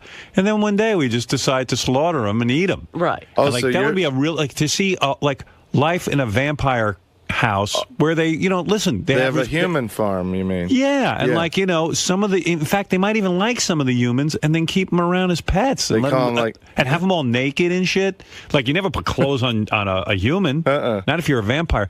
So I started thinking about this. I said, I could write a really cool vampire movie. All I'd have to do is just hang out on a farm and then, turn the farmers into vampires. Yes, and the animals would be the humans. Right. What would you call the human pets? Like human-y or Yeah, no, something? you give him names. Yeah. Like this is my favorite, Dracula. Oh, you call him Dracula? Yeah, because I named him after the great Dracula. He's our hero. And Dracula gets to live in the house and see all the disgusting shit, but it's not supposed to freak him out. In fact, he even eats some humans too, Dracula, because he eats whatever we eat. We give him table scraps. The basic tenet of vampires is they always have human helpers. Right. And then the gift they give to the human helper is immortality. Yeah, they but I would one day convert them. My vampires would never do that. I would never convert a dog to a human. Although maybe I would. Maybe I'd say, you know what, I really like love this that one. dog. I don't want it to go away. If you could, would you turn Bianca into a human if you had a way to? No, then Bianca would be annoying like all the other humans. I like Bianca because Bianca's a dog. But Bianca could live forever as a vampire dog. You see, dogs make it very easy for you to love them. Yeah. They'll do anything you say. They don't piss you off and talk back to you. Yeah. So then I was going to sit down and write Human beings are a challenge. Then I was going to sit down and write my vampire movie, and then I was too lazy. I was just like, fuck this. I ain't writing no vampire You should movie. write a treatment or something. Treatment. I've written enough We should treatments. get some treatments for you. Yeah. Mental treatment. Electroshock treatment. I would do that on the air sometime. You want a shock treatment? Yeah. Nah. Make a list of the shit we couldn't do to you. No amputation or anything, but other than that, Not a it's finger, fine. maybe. Come on for the show. Come on. For maybe a pinky, but I play drums, so that would maybe a pinky toe. This is Richard's big day too. My God, Halloween. Yeah. I got you a gift. You did? Yeah, here. Happy Halloween. Legends of the Chelsea Hotel. Oh, cool. There's a Thanks, supposedly the Chelsea Hotel is haunted, and there's a new book out about it. And you could. I told Richard for Halloween, which is like Christmas to him, I got him that book, and I'm gonna I'm gonna pay for him and his girlfriend to stay at the Chelsea Hotel. Oh, really? Oh, that's awesome. How Thanks, sweet of Artie. you. You got to let me take you out for a steak or No, something. that's all right. though, I'm fine. I'll get my own steak. Richard's in shock that your gift isn't like a goof or a gag. It's like what? I love this stuff. I know, like Sid Vicious, his ghost stabbed is his supposed girlfriend to haunt there. Yeah. Oh, is that where it happened? Yeah, he stabbed her at the Chelsea Hotel. Sid Vicious is going to be there. Yeah. And Dylan Thomas, the poet, And Kathy. when he drank himself to death, he was He living died at over there, yeah. at the Yeah, Chelsea Kathy's at the hotel. He did 17 shots of whiskey in a row, I heard. Who? Yeah, Dylan, but Dylan that's Thomas. that's the another poet. thing. Supposedly at the White Horse Tavern in the Village, this poet Dylan Thomas drank himself to death, but that's not true. He that's the last place he drank, but he died in like a hospital. What if you go to that hotel and you see Kathy, Kathy's ghost? Moo. I'd probably cry. Moo, why did you eat me? Moo. It's just like they don't say boo, they go moo. And he's just like a lame ghost, like, Yeah. aren't you nudge scared me. of me? Not really. I trusted you, moo. You ate me with steak sauce, you hillbilly asshole. Moo. I'm sorry, Kathy. You could have been the drummer in Duran Duran. Instead, I put you in shitty bands because. Hey, I was in good bands. I put you in the band named after what you threw me into, death. We were friends. We made love. Oops, I didn't mean to embarrass you, but He was a male calf. I wouldn't have done that. his Oh, asshole. really? You He was did a it in my homo asshole. You were into gay bestiality? No. All right. We had a horse named Fred, too. Yeah. Did you eat him? No, he was more of a pet. We couldn't even ride him. He was a little wild, like he didn't like people riding him. And so the people sold him to us real cheap because nobody wanted him because they couldn't ride him. But So would he pull a plow or something? No, we just literally had him out in our field as a pet. And Why'd you buy him? Because me and my sister wanted a horse, and my parents bought us a horse. I You don't bought understand. a horse you couldn't ride. How'd your dad make money? Selling raccoon meat to black people? No, railroad. He was a Oh, he railroad. was. Oh, so you didn't have a working farm where you had to plow the fields? No, he was more of a hunter and fisherman, and we had like a garden, and we'd have 1 or 2 cows, but he was mostly, all the income came from the railroad. All right. Thank Yeah. you. Thank you. Happy right. Halloween. You too. Thank you. Thanks, Artie. You're welcome, Richard. Thank goodness it's the last day of his favorite month. Richard's getting fat again. Richard, what happened to your karate And running and what happened to your gym. running and you're getting like really fat? I'm getting round like a pumpkin for Halloween. No, I've been keeping up on it, but for the last 3 or 4 weeks for Halloween, I really kicked up my candy eating, and I've just been really slacking on. I haven't been working out as much because I watch horror movies instead. Can I tell you something? Yeah. I've been keeping an eye on him. This didn't happen in 3 weeks. Yeah, I know. I see what's going on. He It's kicked up hard. his candy eating. It's hard, but living in New York, like I love steak and I love a good restaurant, and on these Well, there'll be vacations, another meal. You don't have to eat every meal like it's your last. What's a He good finally restaurant? discovered new restaurants because remember, he only used to go to one. Wait a minute. Well, no, what's a that good one restaurant? closed down. The Chinese The restaurant. I girlfriend, like. they lost you. The girlfriend probably turned them on to some Opening restaurant. his horizon. Like, well, I want to hear what a good restaurant is.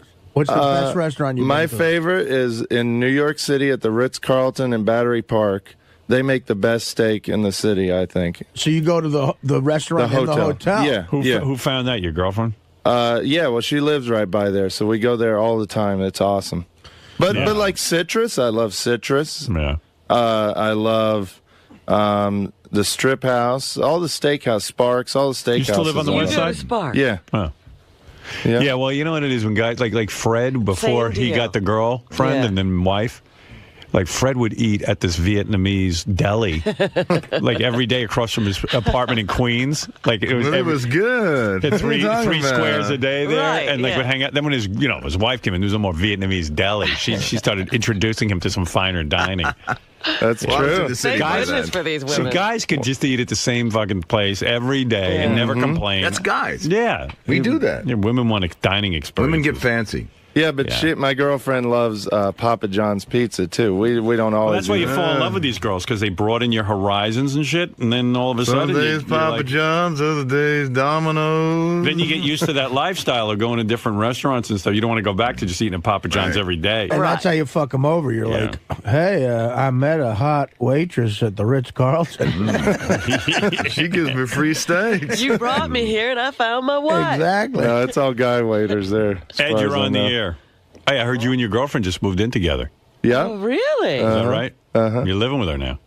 When did that big decision get made? A couple months ago, but her lease was up November 1st. So. Someone's going to have to kick it up on the showering as well. Yeah, that's true. Yeah, You you're get gonna to have shower every maintain day. Some kind of hygiene. Yeah, she don't want to smell me. So will you shower every day now? Probably, yeah. Yeah. What does your apartment smell like? Did you have to fumigate it? Oh my man, I have like 10 pumpkin candles in my apartment, and I burn the fragrance oils too, so it smells oh my good. God. It's going to burn down the whole building. Smells like a slaughterhouse. I love like smells, so I got a lot of candles. And Yeah. stuff. What are you going to be tonight at the Halloween parade? You know, I did my dress up on Saturday at Ross's party. I'm just going to observe tonight.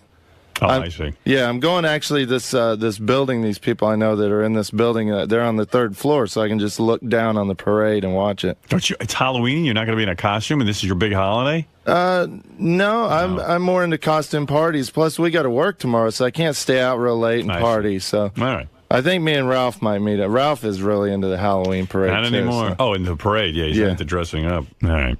Thank you.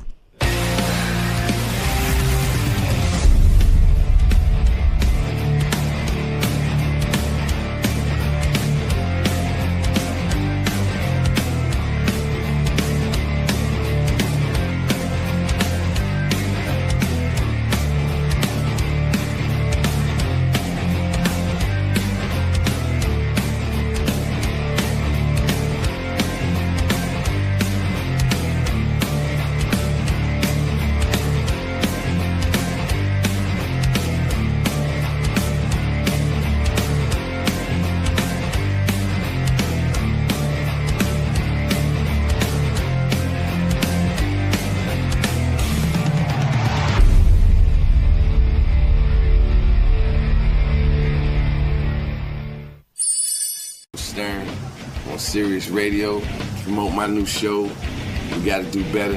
And, you know, I'm also down here just to pay a visit to my boy Howard. You know, as everyone knows, me and Howard are from the same town. That's right, from Roosevelt, right? That's right, yeah. Only I moved there a few years after Howard had moved out. A few years after the high school had poured concrete into the swimming pool because there wasn't enough white people in the school no more. and just filled the pool up with the concrete, and that's when I moved there around that time. So you guys go a long ways back. Go a long way back. You know what I'm saying? This is a deep-rooted relationship. Deep-rooted relationship.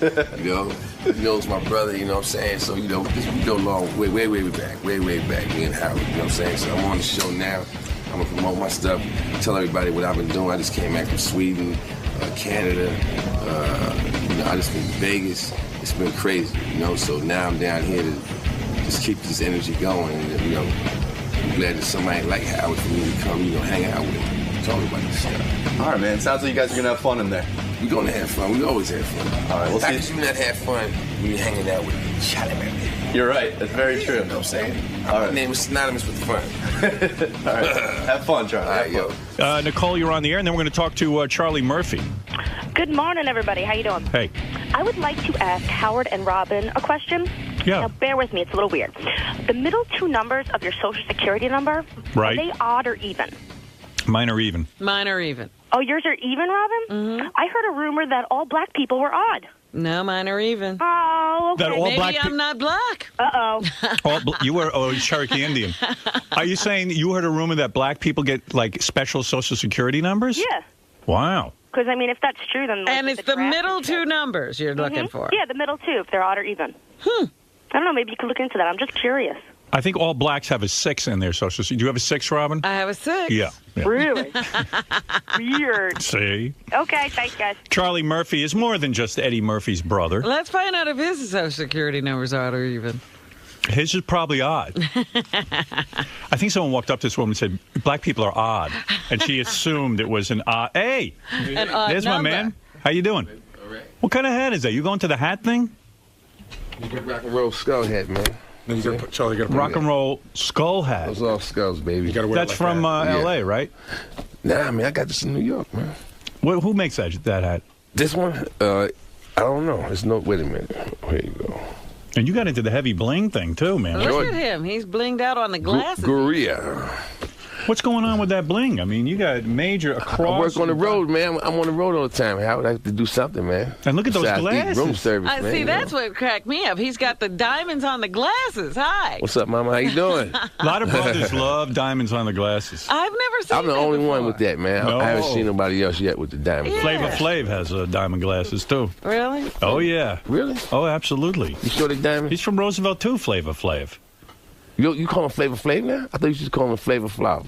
I don't know. Everybody's into Flavor Flav. I knew him years ago before anybody even gave a shit about him when he was back in Public Enemy. When he had a regular name. Yeah. He's still in Public Enemy. I seen him perform at the House of Blues maybe a month ago. In Chuck D California. gets along with Flavor Flav?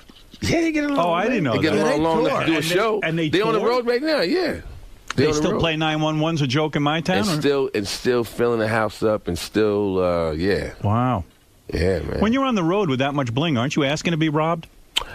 Nah, I don't go to strip clubs. Okay, I don't really go to after parties and stuff like that. I don't go places where somebody's going to develop an idea to rob me. Right. So you have to stay at home with your bling. It's not that I have to stay at home. That's what I want to do anyway. I'm not. The people who get robbed, they put themselves in position. You have to be in position to get robbed. And I know that because I used to rob people. You have to put yourself in position to get robbed. And I don't do that. Talk to me about that. I don't do that, man. I don't put my position. What are the bad things to do to get? Because I just read 2 NBA stars. Their houses got robbed. Their houses got robbed. Yeah, and I think there's a connection. One was a Nick, yeah. And they said that both of them had their doors unlocked. See, that's a bad thing. They had like the garage open or something. These guys literally just walked into their house. When is the last time you robbed someone? Well, I was a teenager, man. I'm just saying. So what would you look for? I mean, what would you look for in a mark? Somebody that's not paying attention to what's going on around them. How does that? What do you mean by number one. They're just not in touch with what's going on around. They think everybody around them is their friend. They let you know that they're not familiar with their surroundings. Right. They're just too forward with this stuff. So, they end up becoming a victim. Right. They're almost putting out a red flag. Hey, I got a lot of stuff. Come get me. Yeah. Come get me. See, but I've actually gone out with, like, right now all I got on is a chain and my watch. Right. I got more. I've gone on a road sometime with way more jewelry. You know, I have rings on and everything, and I have on bracelets that have diamonds and stuff. And I'm not saying, knock on wood, I haven't been robbed, but I don't put myself in position. To me, the diamonds and all of that is part of the show. Right. Okay? And when the show is over, I go to the room. I don't go, yes, and now I'm going to go to the after party or to the strip club where there are other guys with diamonds on. Right. But they don't do what I do for a living. Right. They're gangsters. Yes. Okay? Yes. And then when you come in the room, and all of a sudden the girls are looking at you, and this guy's a real gangster, you're going to have a problem. Right. So I don't go to those places. Well, you're smart. I tell you, you do have to be somewhat street savvy when you got a couple of dollars in your pocket. You better believe it, because, Yeah. you know, you could easily become somebody's entree, man. Yeah. There's some hungry guys out there, and, you know, like I said, I respect them. You got guns? Yeah, I got guns, but I don't carry guns. You know, No, you don't carry them, but you got... I got guns to protect my home and stuff. Right. But I'm saying, you know, you have to put yourself in position, man. I'll give you an example. When I was in the military, you know, because I had the uniform on. Right. When I was in boot camp in Chicago, we went on leave over the weekend. The guys who were street guys, they prey on guys with uniforms on. Right. Which is so we sad. were walking down the street one day, and this guy standing in the alley saying, "Can I talk to you for a second?" Yeah. What's he want to talk about? Can I talk to you for a second? Just 1 second, man. Can I talk? No, you can't talk to me for a second. All right. Because once I'm dumb enough to go in the alley to talk to you for a second, somebody else is coming from the back, and then you know what I'm saying? It's sad. Yeah. They have to set it up. When you're walking down the street and you see two guys and one splits to one side of the street, look out. You know all the scams because you ran the scams. I know the setups, man. Do you ever feel like saying to these guys, I know the setups. What are you doing? What, are you taking me for an asshole? It's not going down. It's not going to happen. The closest we ever came to getting robbed was once these guys came in full police uniforms with badges and everything, official. Oh, and they look like police And they officers. came to my brother's show, and they said, Eddie, you know, we want to, while you're in St. Louis, we want to just, you know, we're off now, and we're big fans of yours. We just want to help out with the security. So it was like, real cops, why not? Sure. Next thing you know, we all up in the room together hanging out, and they kept saying, we want to talk to Eddie alone for a second. I was like, for what? Just want to talk to him. You know, we want to talk. Hey, look, man, he don't want to talk to you right now. We're having a party. We have to leave soon. And they kept insisting, and it finally was like, look, man, you guys got to leave. He doesn't want to talk to you right now. So when they went downstairs, I guess, to get the rest of their guys, the real police just happened to be in the lobby and seen them. It was like, who are you guys? What precinct are you guys from? And they were stick-up kids. And they probably not only got arrested, but you get arrested for impersonating a police officer, right? Police officer, and they had also been arrested for armed robbery before. So when you were running security for your brother at one point, you were a good guy to have because I knew, you know, I could see it happening. I could see the setup. Remember that place in Native New York in Hempstead? Yeah. Okay. Sure. I went to I got out the service and was hanging out with him. And he was into going to the Native New Yorker. And we went there, and I was like, you shouldn't be here no more, man. He was like, what are you talking about? I said, this is a saloon, man. Right. The only thing that's missing is the guy on the piano. Right. You shouldn't be in here. And when you say stuff like that, he's like, oh, you're crazy. You're right. paranoid. He said, no, you're just trying to ruin the night. Because he was already famous. You're right. He was already Beverly Hills Cop and all of that. Yeah, he was famous at 19, for goodness sake. Right. And you know, they had put many times, he has this amount of money in the paper. Oh. And you shouldn't be in that place, that neighborhood bar where you grew up with all these guys, because guess what? Everybody's unhappy for you. That's right. Nobody's sitting there and saying, wow, he made it out. Yeah, there's some people that are, but then the guy who's not saying it, the guy who's mad that you made it out, you don't really make eye contact with him because he's lurking in the back looking at you with, you know. But when you say eyes that to filled your with brother, hate. he's like, hey, you don't know shit. We're going. Yeah. But he learned the hard way, because you know what happened? I kept on badgering. Hey, man, we got to get out of here. We got to get out of here. And he said, you know what? You ruined my whole night. I'm going home. And so we go out. And as we're getting in the limo, 5 guys running up the street with guns out. Oh, my goodness. They were coming to the bar, not to rob the bar, just to rob him. Of course. The cash register, y'all can keep that. I want what's in his pocket. And the way you start thinking, because you grew up in that neighborhood, everyone's happy for you. Like, you could still go back. They're not. Everybody's not happy. You know, you got to understand. I mean, I'm sure you do understand. Everybody has their own life and their own story that they're living out. And just because they're smiling or they look happy doesn't mean that they are. That's right. And you don't know what's going on with people, man. Yeah. So you're. Well, you do see that a lot of people get into trouble doing That's that. right. Yeah. Getting into trouble. And meanwhile, as long as you're on the topic of your brother and doing security, you still need to help him out, man. He's getting married again? I think that's a rumor. You're not married, though. He I am said married. he's You are? getting Yeah, I'm married. engaged. I'm married, and my youngest brother's married. Yeah. And He should not marry. I talked to him yesterday. He didn't say anything about it to me. He didn't say it to you? No, and we talked for like 2 hours on the phone. He didn't say one word It's in about the paper that he told somebody they were engaged. Yeah, that's in the paper, but he didn't say anything to me. That's It's all. not necessarily true if it's in the paper, Robin. They've said it was on saying E. it's a It was on quote. E. That's why I seen it on E. And I was like, It's a quote that he told some reporter that he and Tracy are engaged. yeah, that was in the paper. But as we know, what's in the paper is no longer always true. I mean, it used to be you could believe, most newspapers because they had, the Inquirer and those newspapers stood for the funny papers. But now all of them are the funny papers.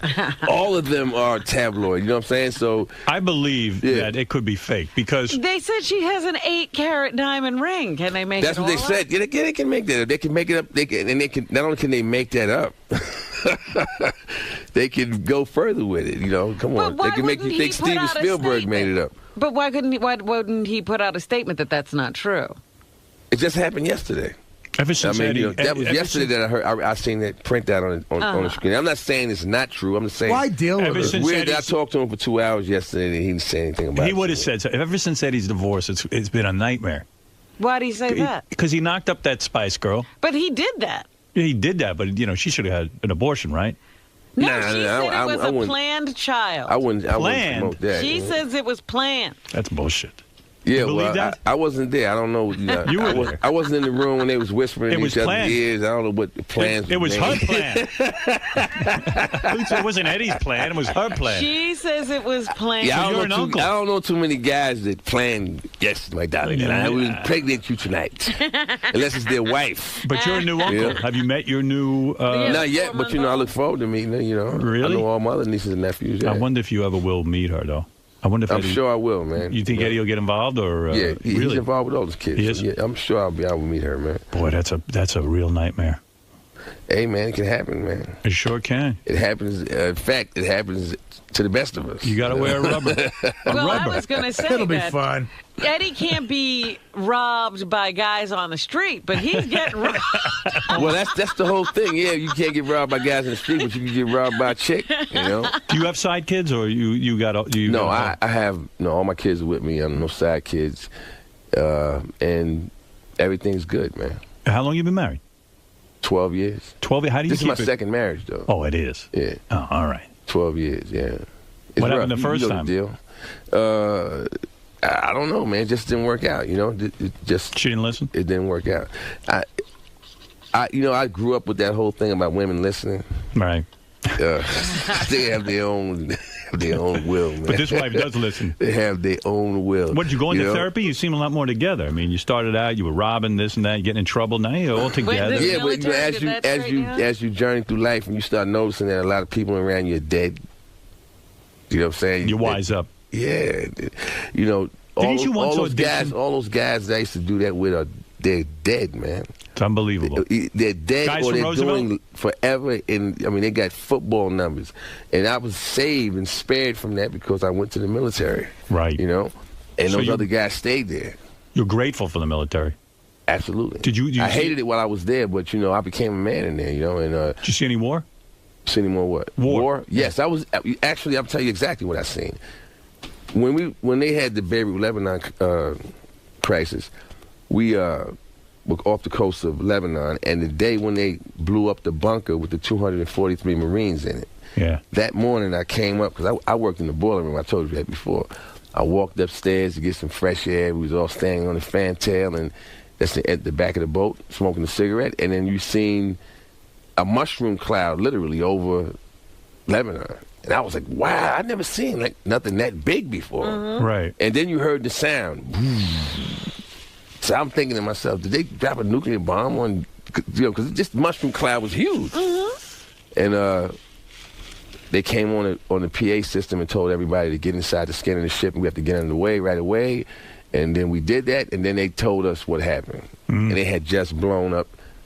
Like, I was off the coast. How many guys died? 243. Unbelievable. Guy drove a truck into the barracks. And look at the mushroom cloud that caused. And killed everybody, man. Yeah, man. That was that was the exact day that I said I don't want to be in the military no more. No, it's scary shit. It all became reality. When I went in the military, it wasn't because I wanted to fight anybody. It was because I wanted to get an education. Right. And I think that's the case with most of our military now. These days, nobody's growing up saying they want to go out and kill somebody. They're willing to do it for the opportunity. They're willing to do and it now for the they're in a opportunity war. and education, and then now you're indebted. Now you got to go over there and serve. And it's a shame that, if you're going to be in a situation like that where you have to go and serve, that you're doing it because the people that are in charge have a false agenda. Yes. And you have to, when I was in the military, it's all about being loyal to your unit, loyal to your flag, and it's like, I kind of get angry when I go, yeah, you want to be that, but then the guy that's in charge, the guy that's at the top is lying. The guy in charge. He lies to you, you know what I'm saying? Yes, the guy in charge has got to worry that he's doing the right thing.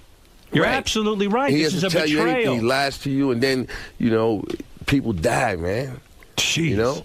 Yeah. That's exactly the tragedy we're undergoing. That's the tragedy. Right. That is the tragedy. Makes me upset to think about it. That is the tragedy. I mean, one of my biggest things, How are we not out in the street protesting? Well, I do mine in my own way. That's part of my show. I discuss my feelings on, the situation in Iraq right now. Right. I do it in with a sense of humor to it, but I get my point across. What happened with you in BET? Now, that was controversial. You got a new TV show, right? Oh, yeah, I have a new TV show. But everyone's saying you're goofing on black people. It was called Hot Ghetto Mess, and now it's called We Got to Do Better. And they were, in the beginning, saying, yes, this show is going to humiliate black people or showing negative images of black people, blah, blah, blah, blah, blah, blah. And that was only because they were looking at the website and saying that's what the show was. You ever go on the web, on the internet, and you see like weird videos, people doing goofy stuff, and sure. Yeah, so this is Charlie has this show, We Got to Do Better, Wednesday nights, 10:30, Thursday nights at 9 o'clock on BET, and it's all that wacky kind of stuff. Right. So he got tagged with like, your new show is making fun of images of black people, but it's making fun of people. Right. It's not just my show is not just showing black people. We show everybody. And the whole point being is that anybody can be a fool. Right. It's like America's Funniest Home Video. Anybody can be a fool. Anybody can show up in that window. Well, everybody gets upset. I mean, we've all been there too. Right. So why act like that's not true? Why act like we want to act like let's hide it? Come on, man. Let's put it out there and let's dialogue on it, because that's how you change those behaviors. Right. Hey, didn't you once? I heard this about you. Didn't you once audition for a Chris Rock movie and you showed up with a real gun? Yeah, CB4. Yeah, CB4. What happened there? That was my cousin Ray Ray's 9mm. What happened? I just said, "Hey, Chris." What were you being cast as? Were you auditioning for a part? What? It's like a gangster? Yeah, man. Yeah. And the part called for a guy with a gun? Yeah, but I was supposed to pull my finger out. I was like, I'm gonna really pull a finger. I'm gonna show you something right now. I was able to, just draw on some past experiences at that moment, right? Which effectively horrified everybody in the room. Did you get the job? Yeah, I became Gusto behind that. You got the rest job, is history. right? You got the job. I got the job. So it pays to be crazy. No, I'm gonna tell you something. I wouldn't suggest that any actor tries that, because that just happened to be something that worked out. When you go to school for acting, one of the first things they tell you is never ever touch the person you're reading with. Right.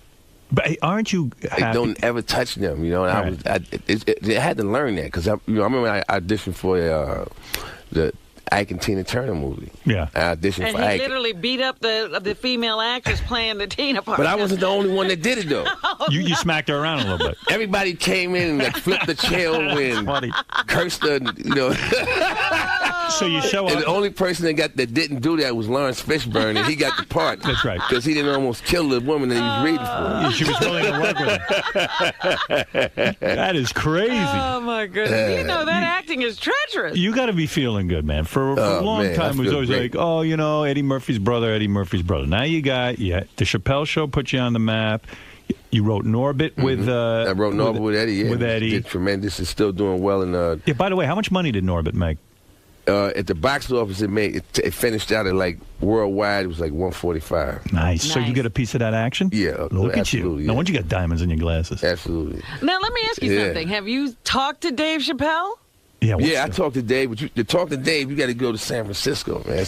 He's always at the punchline up there. But again, they said, was he hospitalized for exhaustion again? I mean, That's what they claim. What the fuck is he so exhausted from? Well, he's not doing anything. He's hardly working now. He's They said he exhausted all does the time. 8-hour shows, man. 8-hour show. You're a comedian. Is an 8-hour show too much? How can people laugh for 8 hours?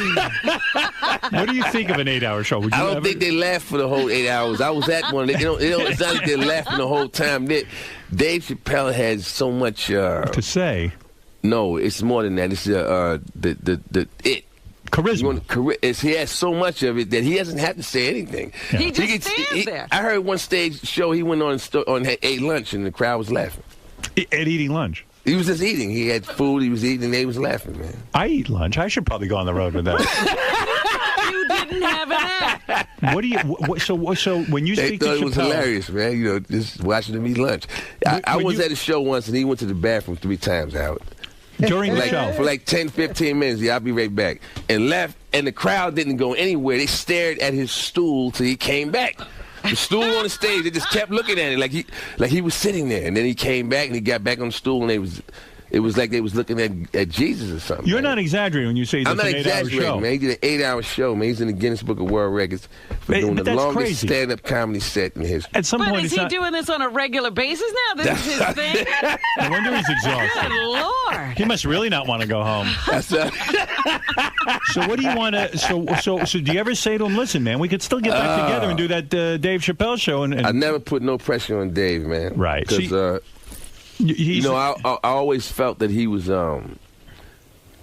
He always felt that he was it was something that I couldn't see that was on him that it was like he has enough to deal with. Right. That's why I never forced myself on him. Never try to force a friendship on him or anything. I'm very cordial with him. I consider him a very good friend of mine. But he's a very standoffish person, and he was that way with everybody on the show. Everybody on the show was really like I'm tighter with Neil Brennan. I know Neil Brennan better, right? But I knew Dave first. You know what I'm saying? It's weird. Yeah, Dave was more of a, he was reclusive and away from everybody. And you're smart. You play like, hey, you know, I'm not going to come. Well, I look too at it strong. like this. You know, when a person's famous, they got a lot of people snipping at their heels and everything. Right. I've seen it happen to my brother, so I go. I don't want to be in your mindset when you think of the people that do that to you. I don't want my face to be in that picture, so I back off. Yeah, you're smart that way. Yeah, you're not going to be thinking of me as a pain in your neck. I just back off. This guy has a lot going on. I back off. How's it work with Norbert, though? You wrote it with Eddie. Right. The movie becomes a huge hit. Now, when you're making the movie, are you on the set every day because you're the writer? No, I couldn't be on the set every day because I had work. You know what I'm saying? I know, but this is your work. You wrote the movie. Yeah, I wrote the movie, but then this is the idea. I wrote the movie, and the script is cast. Whatever. This is what we're going to do. How do you write the movie? Do you sit there in a room with Eddie every day? Yeah. How long does it take to write a Whose script? idea was it? I mean, does Eddie say, I got this idea? It was Eddie's idea. I was home, and I was going to... The Chappelle Show season was finished, and I was sitting at home. I was going to go up to Canada to do King's Ransom with Anthony Anderson. Okay. And I had 3 weeks off. And Eddie said, you got 3 weeks off? Let's write a movie. And I was like, about what? And he said, just come out of here. And I flew out there, and we sat down, and within an hour or so, we came up with this idea. And then I went back to the hotel and put tape on the windows. Why Because did you he paid me in cash and said, you're writing this before you leave. And so you really got to work on it. And you had to sit there by yourself and write it, and then Eddie supervises? The way we did it was we would have meetings. Right. Okay, these are the next 5 scenes, and this is what has to take place in all the scenes. And then you go back to your room and you write. Then I go back to on the a computer? room. Yeah. And then I come back the next day, and then he throws them in the garbage. That happens like 5 times. You ever whack him in the head and go, listen, you might be my brother here. I mean, what's going on? Nah, it was stressful, man. Because I was like, I want to finish this before I leave and start doing something else. And is that a team of writers or anything? You have to do it all yourself? Me and him. It was That's me and him. We knocked it out. And then that's what happened when, I did another movie after that. And then they wanted to do because we did 5 drafts on it. And then they had the last 2 guys, I forgot their names. They had them come in, punch it up. Not punch up, a polish, because it was a few things they wanted to change at the end. But yeah, man, it was a great experience. And, you know, all the things I did before that gave me the ability to even answer the call, because that was a lot of pressure to do that in that little bit of time. So when a movie like that comes out, you get a piece of the action, right? I mean, if you wrote it. You get paid a writer's residual. You know, just like actors get paid an actor's residual, producers get paid residuals, everybody gets paid. Can you make a couple of million bucks? Yeah. Look at once you. the movie goes into profits, man, it's in the profits. This People is start crazy. profiting. Oh, wow. Yeah. You got some serious money. And that movie was done for less money than Dreamgirls. Wow. And it made more money than Dreamgirls. You know? And now do I people say that because all the critics and everything like to hold up Norbit and say it was a horrible movie, blah, blah, blah, and then they hold up Dreamgirls. It was a great movie.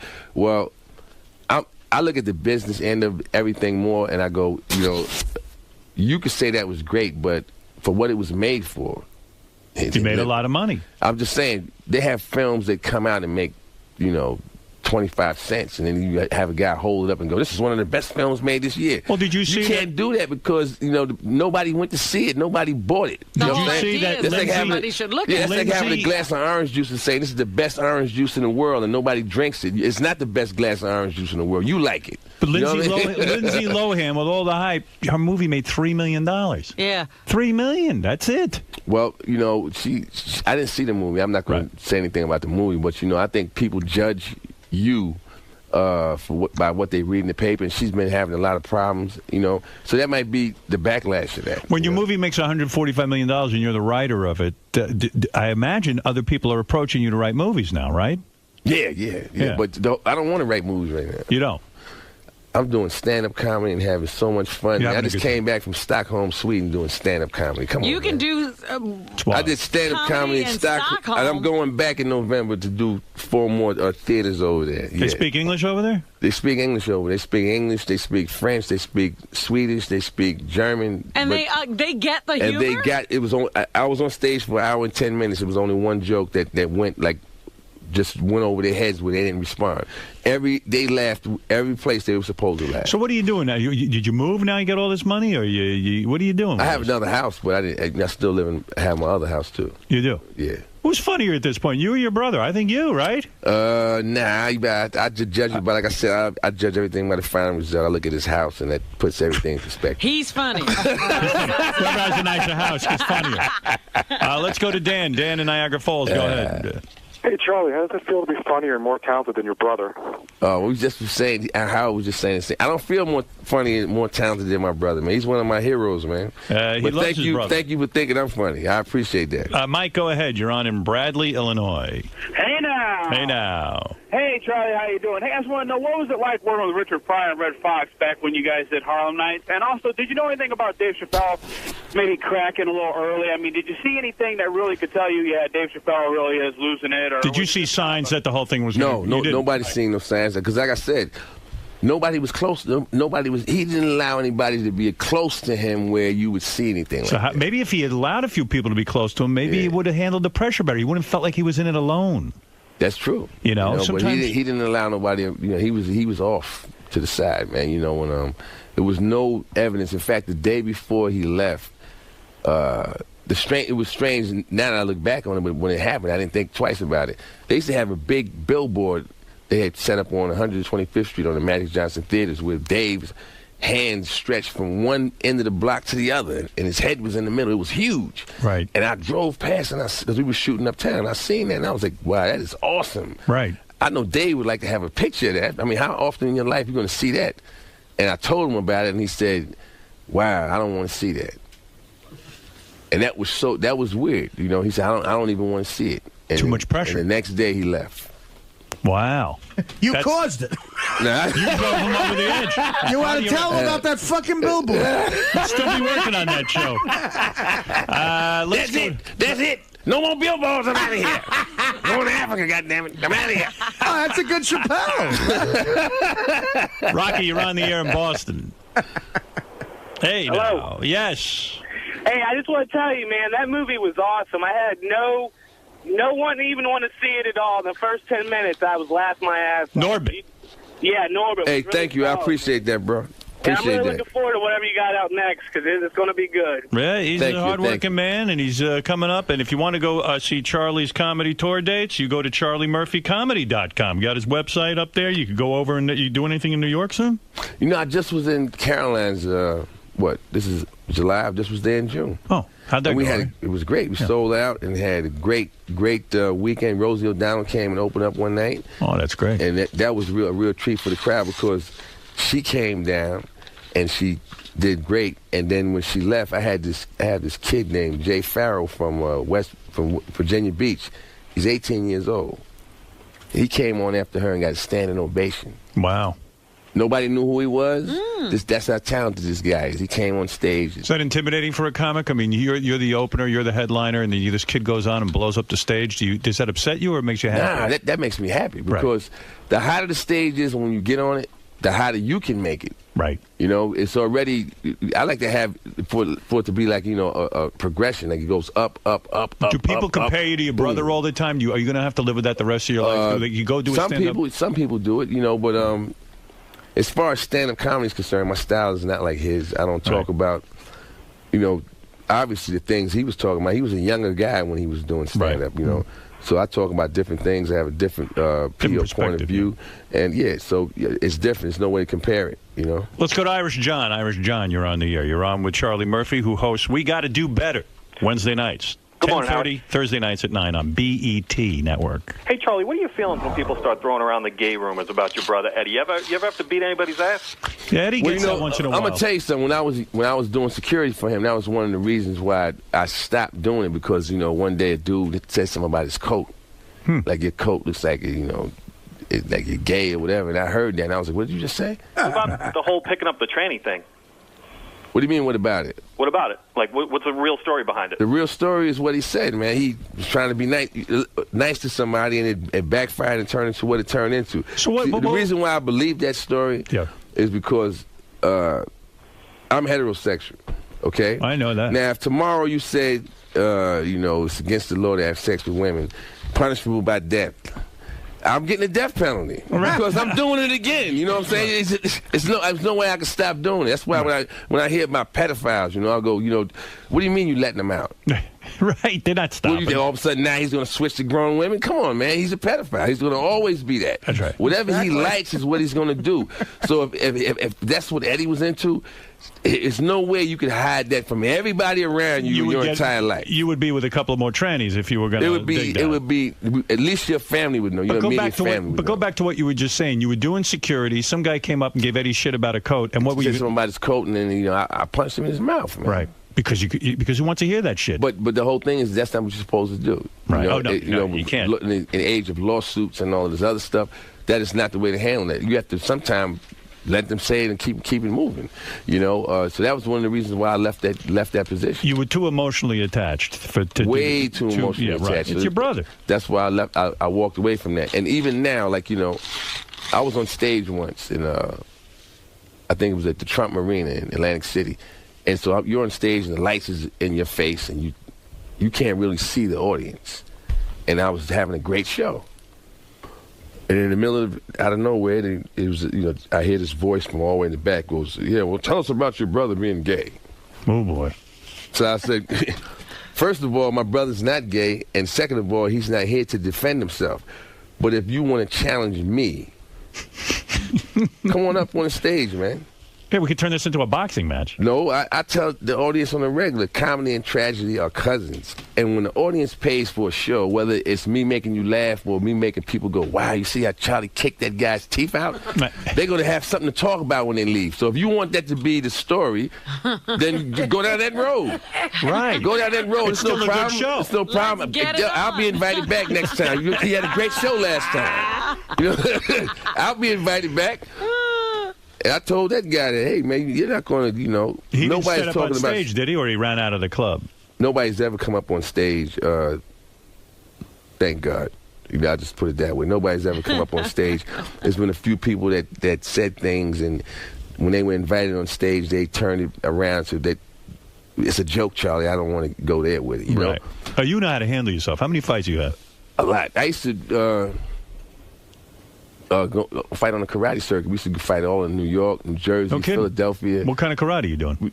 Karate, man. Goju-Ryu karate. No kidding. Yeah, we used to go. My brother Vern still does it. You know, his sons do it.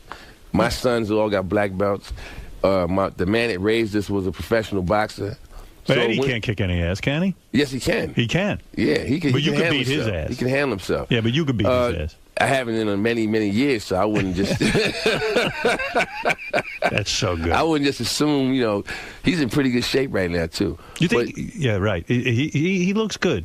He's in tremendous shape. He's like an 8-pack and the whole 9. I haven't seen him in a long time. The whole family, man, is you know, we excelled in boxing, karate, sports like that.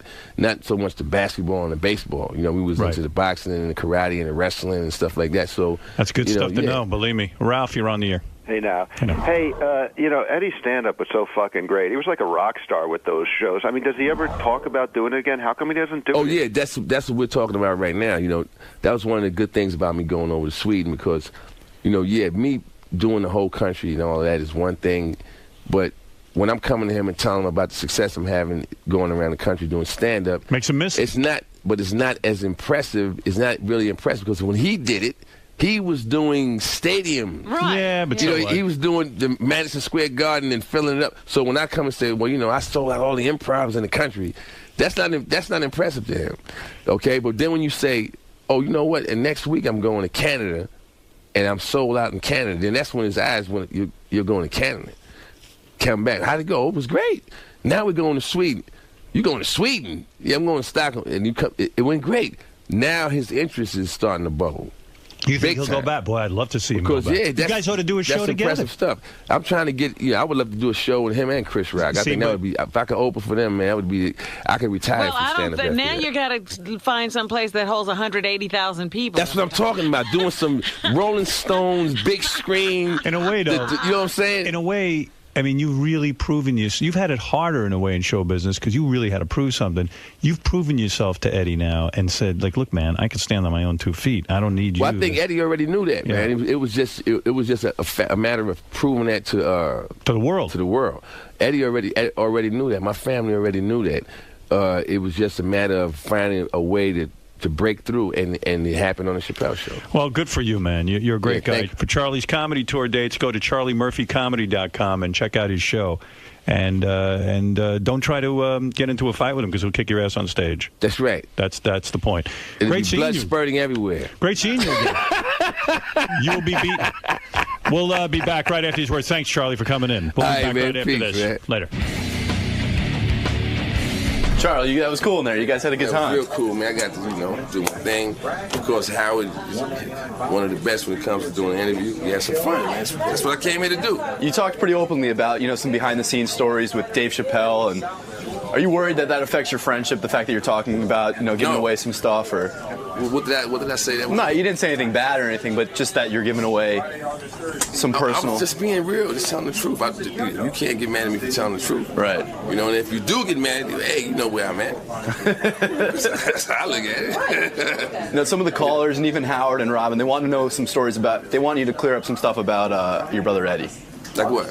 They asked about the transvestite story, and they want to. Yeah, that's an old story, man. And everyone knows the truth at this point. You know what I'm saying? He's a family man. He made a mistake. He picked somebody up and tried to help him, and it turned into what it turned into. But the point I made is, if that's what you into doing, it would happen again. You'd be like a repeat offender, like you were saying with the pedophiles. You don't just stop doing that. Right. Do you get sick though of answering questions about your brother? When you go on shows like Howard's and. No.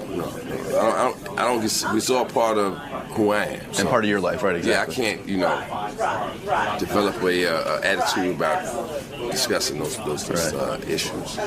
But you guys speak well in there. You guys seem to enjoy each other's company, you and Howard. So thanks. It's always a good interview. All right. Thanks for stopping by. Good luck with your new show, man. Hey everybody, I'm Ross Mathews. I am a humongous fan of the Howard Stern Show, and I have been forever. So being here is totally crazy, as you can totally imagine, because it comes out of my radio in my car and in my house, and then suddenly I just met Gary. I met Baba Booey. Anyway, I have a web show, a daily web talk show with The Insider on theinsider.com called Inside Dish with Ross Mathews, and we just kind of cover Hollywood in a way that's never been covered before. It's really interactive and really fun. So We're here to promote that. But really, I mean, whatever. I'm here to meet everybody. I want to meet Richard and Sal.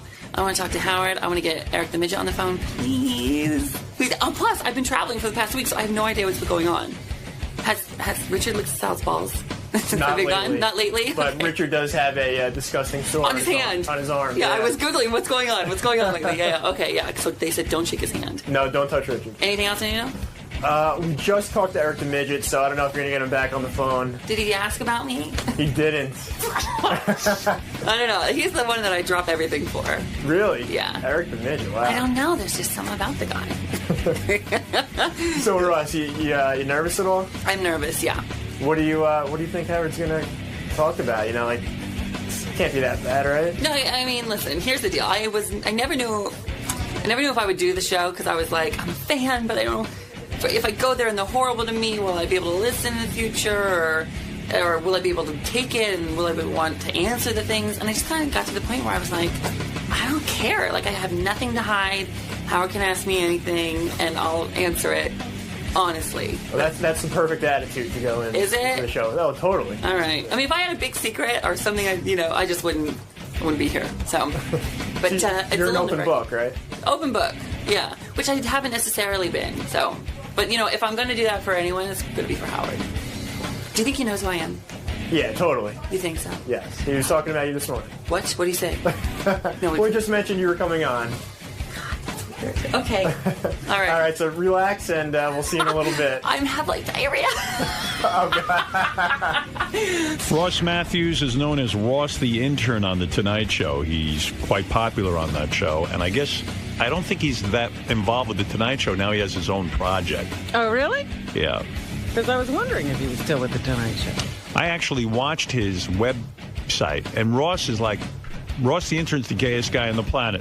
And he's lost a ton of weight. He has lost a ton of weight. Hey, He Ross. started out as a heavyset intern. Oh, Yes. wow, he looks really good. Yeah. Ross the Intern. Hey, Ross, how you doing? Hello, Howard. What a Robin. Hi. Fred, hello. Holy crap. Ross, a pleasure to meet you. Thank you so much. I was watching you, and I said, Ross, I was watching your website. He has a new web page. It's called Web Talk.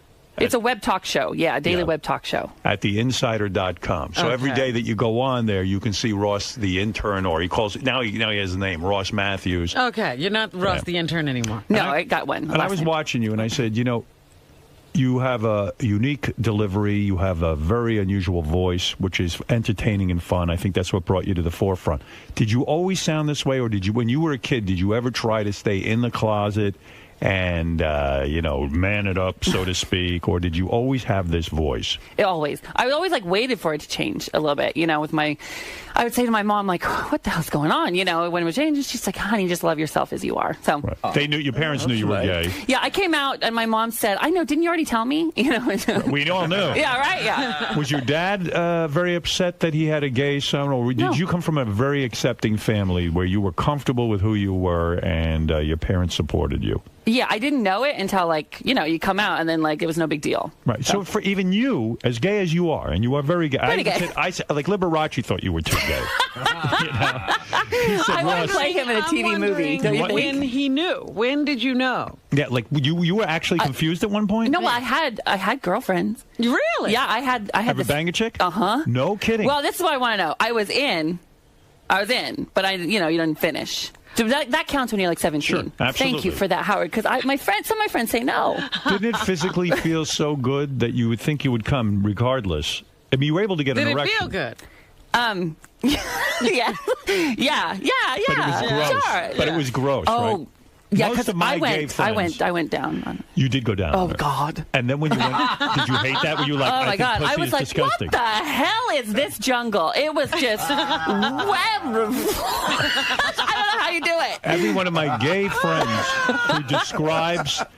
a lot of my gay friends have had an experience with a woman. They've tried it. Yeah. And they go, oh, my God. How do you do it? How do you do it? That pussy is disgusting. Robin, it's so gross. Have you ever tried it? No. Oh, my God. Hi, Artie. I'm with you. Hello, Ross. Oh, God, I'm such a fan of your guys' show. Thank you. But you gave it a shot. Yeah, and even still then, it was like, I hadn't even thought of it, because it's just kind of what you do. Yeah. You're 17, and you just do it. You got a girlfriend, and okay, she was kind of more in control than I was. Were the kids at school accepting of your gayness, or were they always teasing you? Or where did you grow up? A little town called Mount Vernon, Washington. Yeah, I can't imagine they're very tolerant in Mount Vernon, Washington. I guess so, but I was just sort of oblivious, and I never really cared. I was just sort of like. But the kids can be cruel, Sure. Especially to someone who's highly effeminate. Even at 17, he was still thinking he was like. No.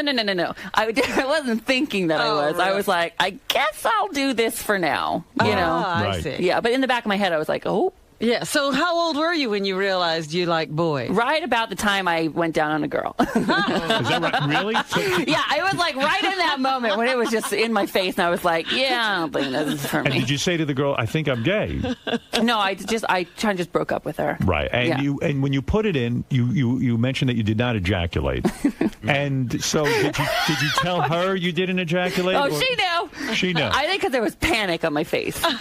She knew. This is not going to happen. Couldn't you have faked an orgasm? I guess I could have. I never thought about it. But you were able to get fully aroused, so something excited you there. I mean, it was exciting to be with another person and have your penis rubbed and all that kind of thing, right? Didn't matter who was doing it. So Ross, how long did you wait before you met up with a guy, and I don't know if it took him anally or however you did it orally? Why would you think took? Why not? It's exciting. Well, I mean, why wouldn't I be the big top? It's true. Right. That's true. You would be a bottom, I would think. Wait, no. You're Howard. a bottom, right? No. Please. I mean, you're not. You just get. But please. Please, I would bet the farm you're a bottom. No. I mean, listen. Here's the deal. I actually never really had a lot of sex because. Right. I was fat before Fit Club, and I was in a small town, and I went to college, and just never, and then I worked, and so I'm just now in a relationship for like the first time ever. Oh, you got a boyfriend. You're not a virgin, though. You weren't a virgin. No, did you hear that story? I had sex with a woman. No, I meant in terms of your manly kind your of ass would be the thing. You're not a virgin back there, are you? Well, until... Thank you for that. I love it. You're not a virgin. You're not an anal virgin. Well, no, here's I love it. Have you ever had an accident when you were taken anally? No. Let me. Okay, so I really hadn't before this relationship. Right. I mean, I'd done everything else, but I really take that seriously. I mean, there's so many diseases you could get. Absolutely. I was just like, I got too much to do. There's so many other things I could do. Good life. Yeah. Right. So you were only an oral. Participant. Yeah. But I see you as being the more, for lack of a better term, feminine person, and I see you with a very butch guy. How do you know who he's with? I don't know. They could be wearing a dress. Like Bobby Trendy. Yeah, but Ross, you're the queen. This is my lovely wife, Bobby. I don't see you with a Bobby Trendy. Bobby's more like you. He's like... Ross is like James Caan compared to Bobby Trendy. Thank you so much. Thank you so much. You know what I'm saying. Yeah. You're more the traditional feminine role, I would think. Well, you know what? That's just because of my voice. There's nothing I can do about this. But really, I mean, I'm wearing like a plaid. Do you think the voice is something you're born with, or do you think it is an affect, too, as part of being gay? No, listen, You couldn't butch it up, so to speak? You want me to try it? Try it. Hey, I'm Artie. No, you know what I mean? And that hurts me to do. Right. That was pretty good, though, wasn't it? It hurts me to say I'm Artie. When you were with a girl and you were 17, she had to know you were gay if you were talking like this. And, by the way, we met in musical theater. I mean, don't blame me, blame her. Was she attractive, or was she? Yeah, she was a hot lady. She was hot. Yeah. Does she ever contact you now and say, "Can you believe?" Facebook. She does. Yeah. And do you talk about it? Sure. You do. Yeah. And it's quite shocking to her, I bet. That she was like, "Wow, I didn't pick up the signals." Did I turn you gay? Yeah, she did. That horrible vagina. What was the worst part of the vagina? The side of it, or just the smell of it, or the feel of it? Yeah, it was like first of all, it just was confusing because I pictured it in my mind like a pretty little, Right, with almost nothing to really look at, just almost like blank. this. I'm putting my fingers together, and it's a solid line. Right. But it's not like that. It's like it's open, and then there's just this flesh. There's labias. There's just this. There's labias major, minor. Yeah. There's all kinds of things going on. And so more than into it, I was kind of studying it. Mm-hmm. Like, how do you? What is that? You know? It was like a science project. Yeah. Tomahawk wound. Isn't that what the great late, what's his name said? Who said tomahawk wound? The guy from Sanford and Son. Can't think of his name. Red Fox. Yeah, that was his Red analogy. Fox, Yeah. Oh, All right. So you come to the public's attention via the Tonight Show. Yes. I mentioned earlier you are friends with Stuttering John. Yes. Were you at the Tonight Show before Stuttering John? Yeah, I've been on the Tonight Show since 2001. Were you shocked when Stuttering John was announced to be the announcer on the Tonight Show? Did that come as a surprise to you? Yeah, I did. I just, you wouldn't think he'd be on the top of the list, and he's a stutterer to be the announcer on the Tonight Show. So it was sort of like a huh? It was to me. I said somebody made a typo. I think, and tell me your inside take on this if you can. Mm-hmm. And I know you're friends with John too, and I am too. I like John. Yeah. But I think they hired him. And they kind of sold him a bill of goods in the sense that I think John thought he was going to be Ed McMahon. He was going to be the Tonight Show announcer. He was going to be involved in a lot of things. And I see that his role was greatly diminished as time went on. They didn't really use him a lot. Now, what went wrong there? What happened between him and Jay? At first, Jay was wooing him. They would go on dates together. They'd go buy ice cream together. They He went was up on on the back of the motorcycle. He was motorcycle, he was holding on to Jay's. Did you ever get on the back of the motorcycle? No, I've never been on the back of the I motorcycle. mean, there was a tremendous desire on Jay's part to form this bond with John, and then the whole thing just never really materialized, did it? Well, I don't know anything about how they wooed him or anything, but yeah, he was on a lot at the beginning of it. Yes. But I think, all the correspondence sort of were on, even though I was on less and less and less, you know. And I before last night I called John and I told him I was coming to do the show because I didn't want to, he's a nice guy. I don't want to say anything Very nice about guy, him. yeah. Yes, he says hi. Yes, tell him I said hi. But I think I know what you're saying, that it could have been this big deal. He fell out of favor in a way. Not out of favor. Everyone loves John there, and he's on every day. He's the announcer. I think he does a great job as the announcer. But I mean, listen, I don't feel they use him. I feel that there was a desire to make him part of the team, to make him a player. Yeah, I don't think he went there just to be the announcer. Yeah. I think he went there because he was going to be a major player. I think he was supposed, at least I think he was envisioning that he would be sort of a sidekick, that there'd be a lot of interaction between him and Jay. Right. Yeah. Maybe. I mean, but was there ever? I mean, did John ever voice his disappointment to you? Did he ever say to you, "Hey"? Well, he would ask me like, "Hey, you're not on. I'm not on. What the hell? Right. Yeah. He gets upset, but now I was shocked to learn with the Tonight Show moving to 10 o'clock, which I think is a dumb move for Jay. Do you? Absolutely, huge failure. It will be tremendous failure. I don't know. I love Jay. Jay's an amazing guy. I don't it's not feel the same about way. Jay. It's about the fact that 10 o'clock at night is not the time for that. Yeah, I think it's going to be a tough sell. But and he's going to be up against some stiff competition. And prime time is, after all, the network's major play. But, who knows? Maybe I'm wrong. Maybe it'll be a huge success. But I was shocked to learn that you and John have not been told if you're going to be part of the new Tonight Show. Have you been told? No, and I don't know that anybody's been told. Producers, writers. I don't believe that.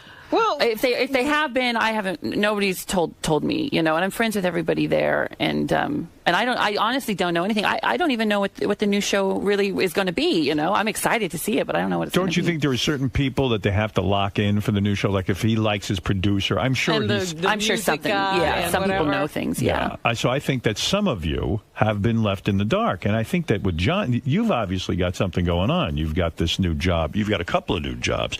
But you got the Insider.com, you got this going on. And maybe they think, the whole gay thing doesn't work in prime time. Who knows what they think. Gay's been working with Ellen DeGeneres. I don't even think that's the issue. And just by the way, when I'm out there interviewing people, it's not about being gay. It's just about being fun and being white. Absolutely. Listen, why not? Well, gay is fun. You think so? You want to try it?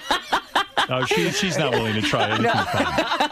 I'm not that much fun. Not that much fun. So now I was, you became an intern on the show, and then they started to feature you on the show, and you became popular. Did that take you by surprise? You know, it did. I always wanted to be a talk show host. Ever since I was a little kid, I just, it's what I've always wanted to do. And then I got that internship in college just because I wanted to be as close to it as I possibly could. Right. And a comic dropped out of covering the Ocean's 11 premiere, and they sent me. Right. And they just told me to ask whatever I wanted to ask. And then before that aired, they sent me on another one. Before that aired, I had the Olympics, and just went on and on and on. And I never put that much thought into it about what it meant or how many million people were seeing it or how it would change my life. But it has, Sure. Listen, people know who you are now and you can get work. And so when Insider.com comes to you, you get paid a salary and the whole thing, right? Well, what happened was I had this blog, and this is kind of cool. I think I kind of want to do what you did. I mean, you're one of my heroes, Howard, because, well, you're welcome. Because you think outside the box, and if you don't fit in it, you just create your own box. And you know what I mean? So That's right. I was doing this blog with NBC, and it was, getting really popular. I was kind of getting online and viral, and I always wanted to be a talk show host, but no one would give me a talk show. So I thought, screw it. I'll make my own online, and I'll take it really seriously. Were you paid by The Tonight Show? Yes. You were? Yes. So eventually you went from being an intern to really actually making some dough. Not a lot of dough, no. I mean, making enough to live in L.A. Right. But not, I drive a Prius. It's not like... Do you have your own place? Yeah. You do? Yeah, I bought a little condo. Roommates? Nothing? No, but it's nothing fancy. It's just a little condo. And what does the boyfriend do? Stylist. He works in, fashion. Makes decent money? I mean, no, we're not, crazy rich. No. Right. So you're not a power couple? No. Do you make more than John? John makes more than you, right? Oh, I'm sure John makes more than me, yeah. Yeah. Why, though? Why? I mean, you're probably on there more than he is when you think about it. Well, he's the announcer. His name's in the credits every day. He's I'm associated with the show because I'm on a lot, but I mean, he is a team member. He's Kevin Eubanks and John Melendez and Jay Leno. Yeah, but Kevin gets to talk to Jay every night. John doesn't. Or is that correct? I watch the show. Yeah, okay, that's correct. That's what I thought. That's what I'm trying to understand here. Okay. Now, I'm surprised by the amount of celebrity friends that you have. I mean, you've networked yourself into some impressive names. Yeah, yes. I collect them. No, I don't really collect them. Who were you on Celebrity Fit Club with, first of all? I was with Maureen McCormick. Was she nice? Amazing. Amazing person. Did she lose any weight? She did. Yeah, she actually won the season. Yeah. And how much weight did you lose on Celebrity Fit Club? I lost 44 pounds on Fit Club. That's terrific. Yeah. Well, really this must have been a group who actually worked at it, because usually they just kvetch and try to get out of stuff. Well, I was also with Dustin Diamond, Screech. Now, is he an asshole or is he a good guy? Yeah, no, total asshole. He's a total asshole. Yeah, and he's probably going to hunt me down for saying that. But I tried to be nice to him on the show because I'm like, God, I got to live with this guy. Not live with him, but I got to see him all the time. And I wanted to just help him out a bit. But what a douche. He was a douchebag. Yeah. What makes a guy a douchebag like Dustin Diamond? Well, here's the deal. I mean, Screech, you talked about. Screech, yeah. Screech. He instantly the world was against him. Right. Do you know what I mean? And no matter what, the world was against him, so his defenses went up right away. Right. And I kind of got it. I'm like, you know what? If I grew up as Screech, I'd hate the world too. Right. I really would. Right. So I kind of wanted to help him out a bit. And not everyone's against you. Just, if you could just for a second think that these people might be in with you, your life would be a lot easier, dude. Right. You just didn't want to hear it. Yeah. So you meet a lot of assholes in Hollywood, don't you? Yeah. Besides Screech, would you say that anyone else has been a real asshole to you? Get it off your chest. The real assholes are the people who, and this is going to sound horrible, but the people who have something to prove because they've never proven anything. You know what I mean? Right. There's a lot of people go to Hollywood to achieve something, and then it's really hard, and a lot of people fail, and a lot of people are mad about that. Right. So if you have, I'm nothing big, but I'm working at it, and some people resent that. Some people are mean to me, and well, the people who are going to be mean to you are the ones who, as you say, go to Hollywood, and they sort of are still on the periphery. They haven't made the big time, and they get bitter and bitter, and they see you having any kind of success, and they feel you don't deserve it. They deserve it, and that's where the rub is, right? Yeah, but that's exactly right. Right. But I also don't care. I'm fine just to do my thing. Leave me alone. I'm just having fun, and that's it. Is there anybody we should know who's a real dipshit? Hold on. Well, tell us. No one in particular that the world would know. Just Screech. Just Screech. And what about on that Celebrity Fit Club? Was there anybody else who was a real asshole? No, just Screech. Just Screech. Just Screech. He was a real asshole, though. What if David Letterman said to you, Ross, I've seen your work on Leno. I like it. I want you to be I want you to be the announcer on my show, or something like that, or band leader. I don't know. Would you work for Letterman? No. You would not. No. Listen. I think I love his show too. I think he's a great guy, but I wouldn't do it just out of not obligation, but gratitude to Jay. But let me ask you something. Okay. Jay got his introduction through the Letterman show and went out and backstabbed Dave. So what really, I mean, all's fair in love and war. Okay, so Jay gave you a shot. What's wrong with Dave then saying, come on my show. You work for me, and I'll pay you 500 times more than what Jay paid. I just don't think I could. Well, your loyalty is there to Jay. It really is, just because. I mean, what would I be if he hadn't taken a chance? You know, I would be back in Mount Vernon, Washington, and I'd be a bank teller. Right. Listening to the show. I can't see you as a bank teller. Oh, yeah. Hello. Listen to this. Listen to what Ross said. Listen to some of Ross's celebrity friends, Robin. Okay, and I want to think hear you'll be this envious. list. Okay.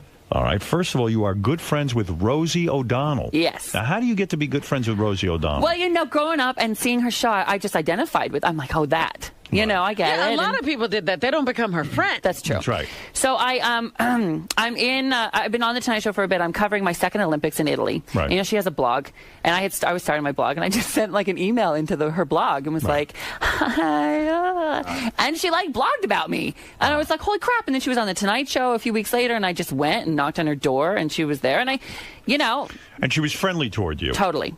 And now you go on those gay cruises. Yeah, I go on them all. Now, do you ever score on the gay cruise? No, Have you ever I don't. gotten laid on the gay cruise? It's not that kind of. I know Ant did. Ant got laid with a couple. Yes. I was with him on that cruise, and I didn't know about it until I heard him on your show. We were in Mazatlan. How do you go on a gay cruise and not hook up with someone? Well, it's a gay family cruise. It's not like a circuit cruise. That's not my kind of gay. You know what I mean? I like I want a kid and like a Range Rover, and you know what I mean? Like I'm not the circuit crazy queen gay. Mm-hmm. Right. And so anyways, that's not what kind of thing is. But yeah, can I tell that story? Well, yeah, go ahead. So I'm on the cruise with him. We'd stop at Mazatlan. I'm like, I'm going to go off and buy trinkets. He doesn't want to go off the boat. Right. So I go off, I come back, and life goes on. Right. Then I hear on your show that while I was on the shore in Mazatlan, he's having sex with like an elderly couple. A 70-year-old couple. A 70-year-old gay couple. We go to dinner that night. He says nothing. He's a real freak, that is. He can work it in, and it doesn't even come up in the conversation. Are you ready for the buffet afterwards? Nothing. So do you pay to go on the gay cruise, or does Rosie have you on there compliments of Rosie? Well, I do. I entertain on the show, so I actually don't pay. I'm so like, you know. What do you mean entertain? What do you do on the cruise? Well, I go on and I host karaoke every night, and I do a game show with the kids. That's like the Newlywed Game, but it's like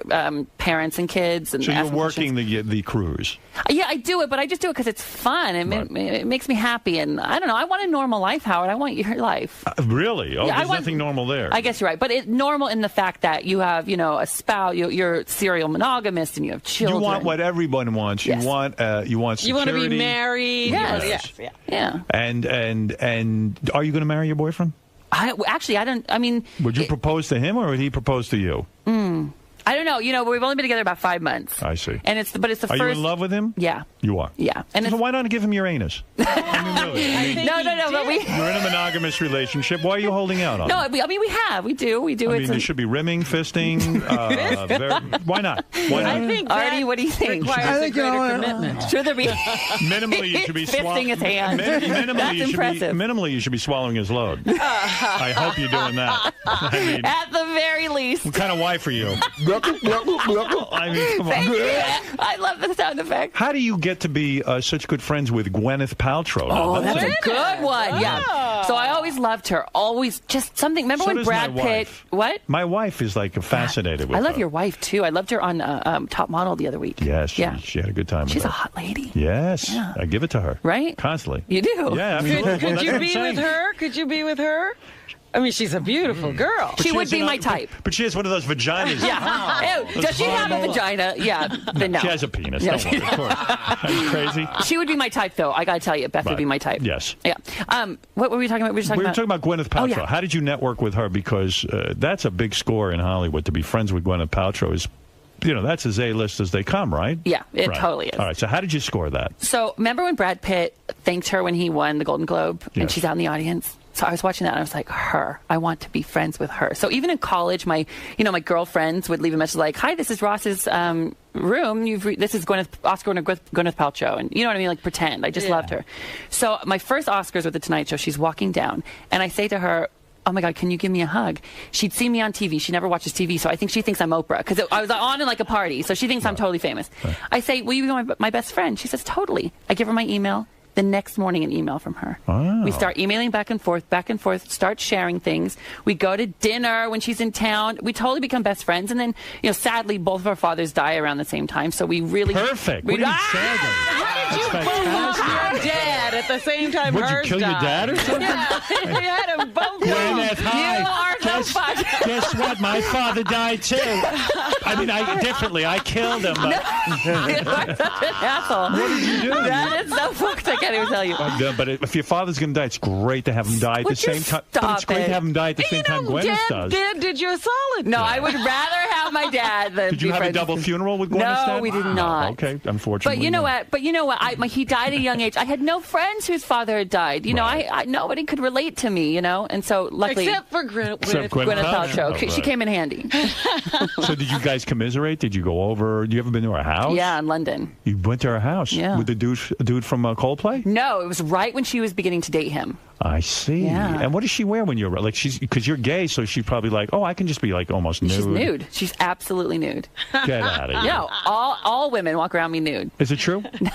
No, sometimes they do it. I don't want to see it. Did you ever see Gwyneth nude? No. Well, in a movie, but no. No, but you never saw her in person. Did No. she ever? What does she wear when she's like at our house? Let me tell you a grieving true with story. What does she wear when she grieves? When she grieves. Yeah. I could see like a negligee. A grieving outfit. What is A black negligee. Yeah, no. But no, this is a true story. When I get to her house in London, I'm standing outside and she's not. I ring the bell and there's no one there. So I'm like, oh, what the hell? So I'm like, now I'm standing in front of Gwyneth Paltrow's house. It's like, what the? All of a sudden, ring, this motorcycle pulls up. Person on a helmet. She rips the helmet off, shakes out her blonde hair like like a movie.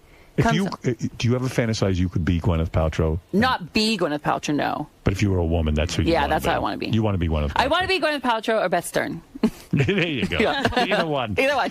So that's pretty good friends. Rosie O'Donnell. Yeah. Gwyneth Paltrow. Let me see if I have anyone else on my list that you're friends with. Well, that's a pretty good list. You don't have to go Yeah, any you don't further have than to that. have anybody else once you have those two. So, like, you called her and you started saying, hey, my father died, your father died, let's talk about it. You No, know? I mean, we were emailing, and, my father was sick, and then he came out of remission, and then her father died, and then my father got sicker, and, we just emailed and You're talked, friends. and it's, it was like a real deal, and she's just a Lisa really Ren good is chick. also a good friend of yours? Lisa Ren is a great friend, yeah. Well, we became friends just from seeing each other, and then I just kind of fell in love with her, and she When really you say good friend, what does that mean? Like, how far does it go? Well, Lisa and I've never been in Lisa's house or but Gwyneth and Rosie are like great friends of mine. But Lisa and I, we're actually becoming close. She just did a great episode of my show where she wants to be in the new Melrose Place.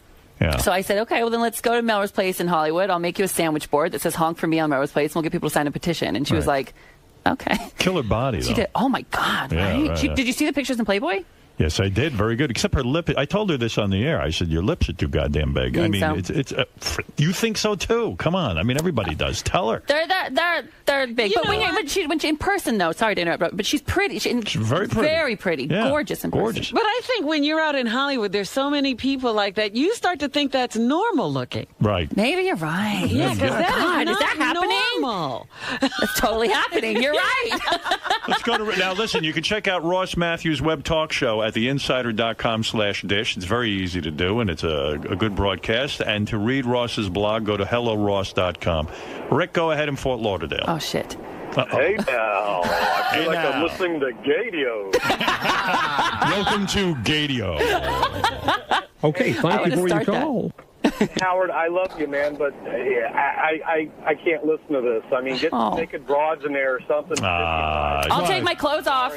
Just because Ross is gay, you're going to give him a hard time? I got to poke my mind's eye out, man. Guy had some good stories. Come on. Stop it. I'm a good guy. You don't have to like me. Yeah, you got people who are still going to be. It's okay. It's Outside. okay. No, I'm so thrilled to be here. Can I talk to Eric the Midget? He's like my Diana DeGarmo. Eric. No. Eric? Eric. Hi, I'm here. Ross is a big fan of yours. He wants to speak to you. Good morning. Good morning, Eric. How are you? I'm good. Holy crap, I cannot believe it. Well, you know what? You're going to think it's fun to talk to Eric. Oh, but that goes away? Really You're not. going to see how difficult it is. Yeah. To talk Is to him. it? You're going to see how it goes nowhere. But I've tried to find his show. Is that him on the? Yeah. Oh That's my Eric. God. There's Eric. Hi. Can you wave to me? Oh, wow. Is that how his hands are? Yeah. Oh, hi. I guess you're right. This is difficult. Not doing so well with Eric, are you? Yeah, want him as a guest? No, I'm good. Nice to meet you. This is why I'm a talented broadcaster, because everyone comes in here and thinks it's going to be easy to talk to Eric the Midget and they can be funny with him. Yeah. Well, let me tell you something. You got to be a real professional to handle Eric the Midget. Yeah. Eric the annoying midget. Hey, Fred, I got a bat behind me that I can break your hands with. Eric the completely unfunny midget. Eric, what do you want to say to Ross? Because he's got things to do, too. Go ahead. Well, I was mainly calling because you guys are on, with Ross being there, you guys are on the topic of the Tonight Show. Did you guys catch that Jay stole a joke from Regis last week, pretty much word per word? I did not know that. I haven't seen Jay. And quite frankly, I'm here when Regis is on. You want to tell us the joke? It was last week when you were off. It was about the Somali pirates. He said that over the weekend, did you guys catch the game? The Navy 3, the Pirates nothing. That was pretty much word per word the same joke that Regis did that morning. Eric's a shit cock.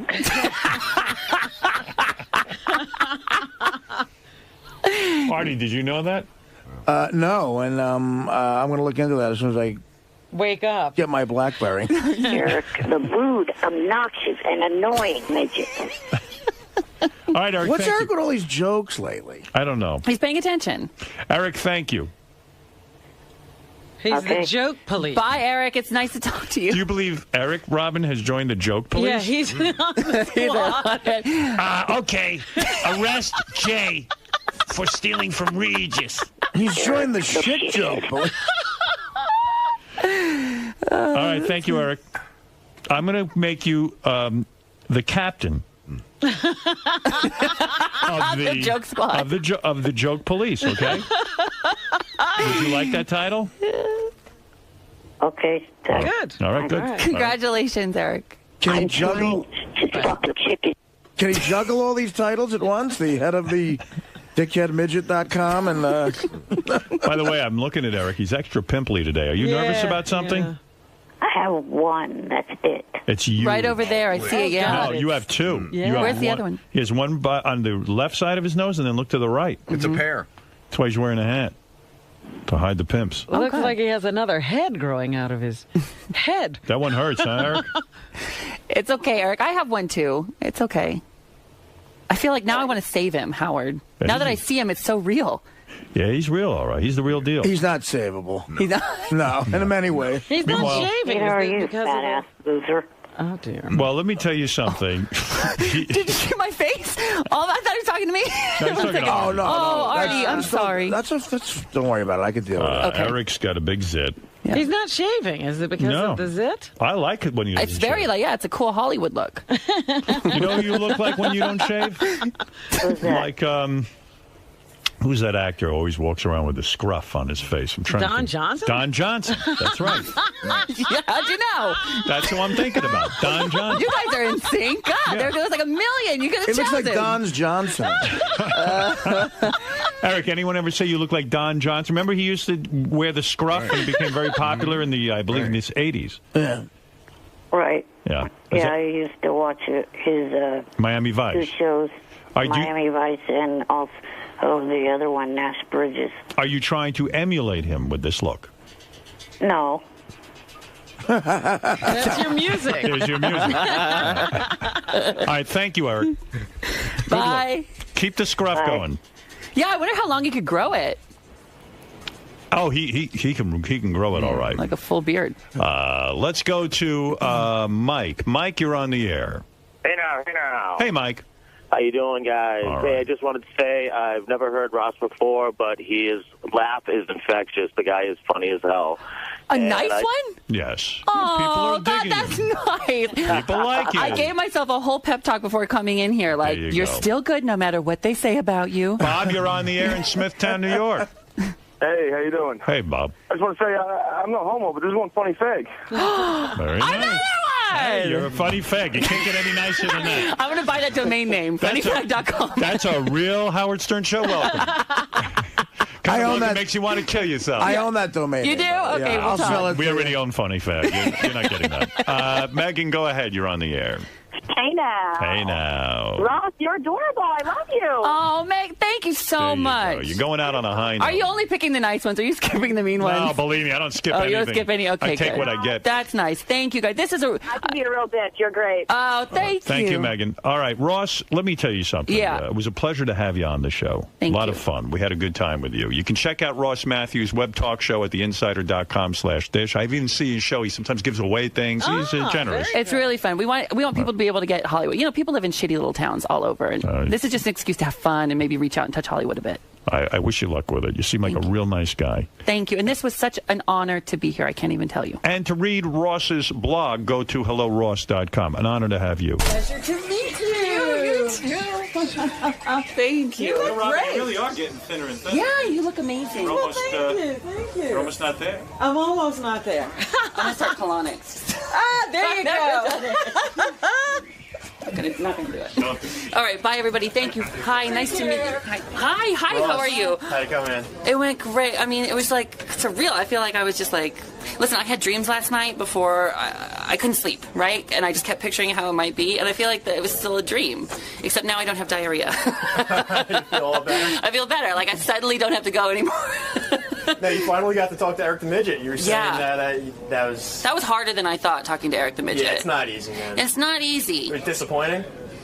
No, I'm still a big fan. I still like it when he's on. I like the awkwardness he brings. It just turns out I don't like being part of it. And seeing him was a whole new level of sad. Right? Is that okay to say? Right? Okay. Now I feel bad. What was it like being in the studio with Howard, since you're such a huge fan? Like, at first, like, I walked in, I expected a bit more time, like to a hallway or something to give me a beat, a breath, or something.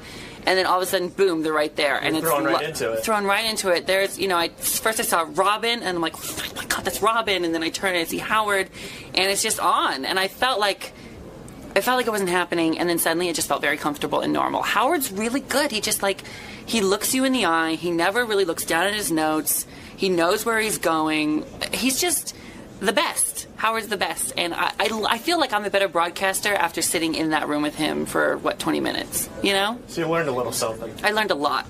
Yeah. Yeah. He's the best.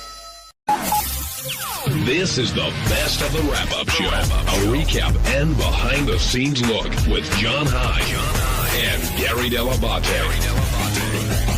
The best of the wrap-up show begins now. Hey, it's Gary Dell'Abate, Baba Booey. On Monday's wrap-up show, we talked about how Howard was really bummed out that because of the storm, his parents had to stay at his house all weekend.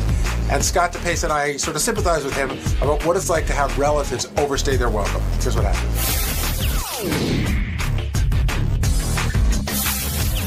Off the politics for a second, with Gary now in here, and talk more about what Howard's going through, because he's got his mom, his dad, his sister all in his house, and he's offering to blow LIPA to get the power back on. And I've been working hard. I've been talking to people. I got to lay really low because, I don't want to get people in trouble. But, they're trying, but it may be a while. Isn't this wrong? Of course. Well, it's not wrong to me. I got a boss who needs something, and I need to get it done. That's all I give a shit about. Yeah, but what about the poor old lady who lives 3 blocks away? I got a boss who needs to get something done.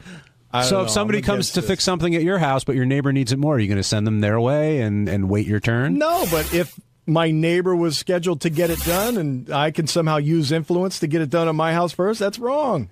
Are tempers and tensions running high, Gary, around just in general in your neighborhood? And I was telling John, Lucas and I went out to get gas on Friday, and it was like, early in the day, and he just said to me without any provocation, he goes, Dad, man, everybody's really tense because you could just feel it. First of all, our block has never been that crowded at 11 o'clock on a Friday morning. The cops are out everywhere because there's like 10 gas stations within a quarter mile of each other. But yes, tensions are high. How difficult is it Howard's dealing with a couple things right now. Some stuff as small as like, he sees the newspaper after his dad went through it and his dad's like, you could throw him out. He's like, wait, you see the paper and it's all crumbled and you want it clean. But the other thing is ultimately, he's trying to get his parents into a condo or into a place that he thinks they would benefit more, but they don't want to go anywhere. And it's not an easy conversation to have. It's a tough thing because older people have a system and a routine, and they don't like to mess with that routine. I get that. Mary said to me, wouldn't it suck if we were old to be going through this? And I said, because I could not get my internet back till like late last night. And I said, no, because if I'm old, I don't really have a job, so I don't give a shit whether I'm on the internet. Like, I'm struggling to get on so I can do work. I think that's like, for them, they think that's the beginning of the end. Your kid is putting you off into a home, and, you know. I had this conversation, I talked about this in my book, but with both my parents, I tried to get them to turn their money over to the kids, which is a common thing before the 5-year look-back rule. And I talked to a couple of my friends about it. They went to the parents, and one of my friends came back to me, and he said his father glared at him, and he goes, so wait a minute, let me get this right. You're going to take my fucking money, and when I want money, I got to come and see you? And it was like, but at the end of the day, you're just trying to do the right thing for your parents and for their kids. Yeah, that is weird, though. Howard also mentioned Beth offering to take in one of his parents down the road, and Howard was like, that's grounds for divorce. And Howard loves his parents more than anything. Of course. But there's no one who can get on your nerves more than your parents, because you're really treating them like your kids at this point. I saw one of my neighbors that I was using internet at their house, and I saw them getting like a little flustered with their parents. I never saw them get like that before. But of course, your parents can... I'm like really nice, and I'll go to my mother. I'm like, Mom, why are you giving me shit? Because it's your mom. That's what they do. Greg in Boston, you're on the wrap-up show. Good morning, guys. Thanks for taking my call. Love the show as usual. 2 quick things I wanted to hit on real quick. I didn't hear any mention of Howard's house in the Hamptons. Did he get any damage down there at all? Or he said it, spoke about it. I missed it. But I think I saw a note from Beth. I think I saw a note from Beth. I think it was fairly minimal. Nothing house damage, maybe some trees or stuff, but nothing major. No, he's lucky. I know he's close to the water. My other quick thing is, with all of his dough, why does he not put in one of those whole house generators that goes in your backyard? It's fueled by natural gas. He talked about that a little bit today. Why doesn't who put it in? He's saying, why doesn't Howard put a generator in his parents' house? Or his parents, yeah. He can't get his dad to take a TiVo. No, they don't have natural gas, he said there. So that was the I don't have natural gas either. And then the propane thing, he said they weren't, I don't know, they weren't into the idea. Yeah. I bet they'd be into it now. No, it's one of those things where the generator thing for a lot of my neighbors was like, oh, it's such a pain in the ass. And now, when I built my house, I put in a whole house generator. I was the only one in the neighborhood with it. I don't think there's one person in my neighborhood without some form of a generator, whether it's the gas one you drag out. How big's your propane tank? Is it? It's underground. When I built the house, I put one underground. I think it's 300 gallons. You have a generator? I do. I just have a portable one, but finding gas for that was just as much of a misery. It was a pain in the ass. Yeah, the interesting conversation I had with Lucas when he was talking about how on edge people were, we talked about, it reminded us of that. Remember that Twilight Zone episode where they thought the aliens were coming and all the neighbors were like ganging up on each other? Oh, Maple Street, great episode. It started to feel like our neighborhood was great, but when you went out to the outside of your neighborhood, it started to feel like that. The people online are angry, and it was weird. How do you think Howard's holding up after the weekend with his parents? It's a lot to deal with. It's a lot. I mean, Mary and I have had, those, have you never had relatives over your house for a sustained period of time and you love them, and when they leave, you let out a huge sigh of relief and you're like, I love them, but Jesus, I just need my house back. Everyone's shaking their head, but no, I was just going to say that's what family's all about, for better. And you love to help them, and you love that they're there, and you're like, I'm glad they came, but God, I have an in-law come to my house every year for about 2.5 weeks, where my wife goes away, and what do you mean? It's hard. Wait, your wife leaves when the relative comes? Well, in other words, the in-law is there to take place of my wife. I see. For the kids, help me out a little bit. Right. And you're not a big fan? I am. Yes, I am. But it gets hard. It fucks with your routine. Yeah. I find I keep escaping and leaving and just, I'm going to go down to the store. And, you know who's great? You know whose routine it didn't fuck with? Starting John told a great story on the air how his mother-in-law was staying with him for a week, and she walked in and caught him jerking off. I'm like, in an apartment, in a small New York City apartment. I'm like, you can't not jerk off for 3 days while your mother-in-law's there? I would have to divorce immediately, so I would never have to look at her again. Hey everybody, it's Sal Garbinelli, and on Tuesday's wrap-up show we discussed why I was voting for Romney. You're going to find it to be brilliant because I am a genius on this show. We also discussed Sour Shoe's great appearance on the show and all the crazy things that went down that day, so check it out.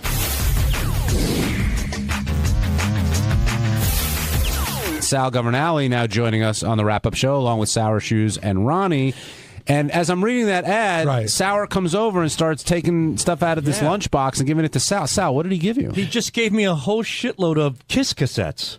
Kiss Destroyer, Where's Kiss the Dynasty. VHS tapes? So what are you going to do with them? Throw them in the garbage. Oh, that's not nice. Is this a gift, or were you just trying to impress me with this? I was trying to impress you. Oh, okay. Do Well, you it want was very, very nice, but I mean, what am I going to do with old cassettes? I know exactly what you do. You go down to Astor Place, you throw them on a blanket, you sell them for $0.05 a piece. Sour, do you want these back, or are these a gift? Well, you can keep them if you want. Are they a gift? Well, that's very nice of you.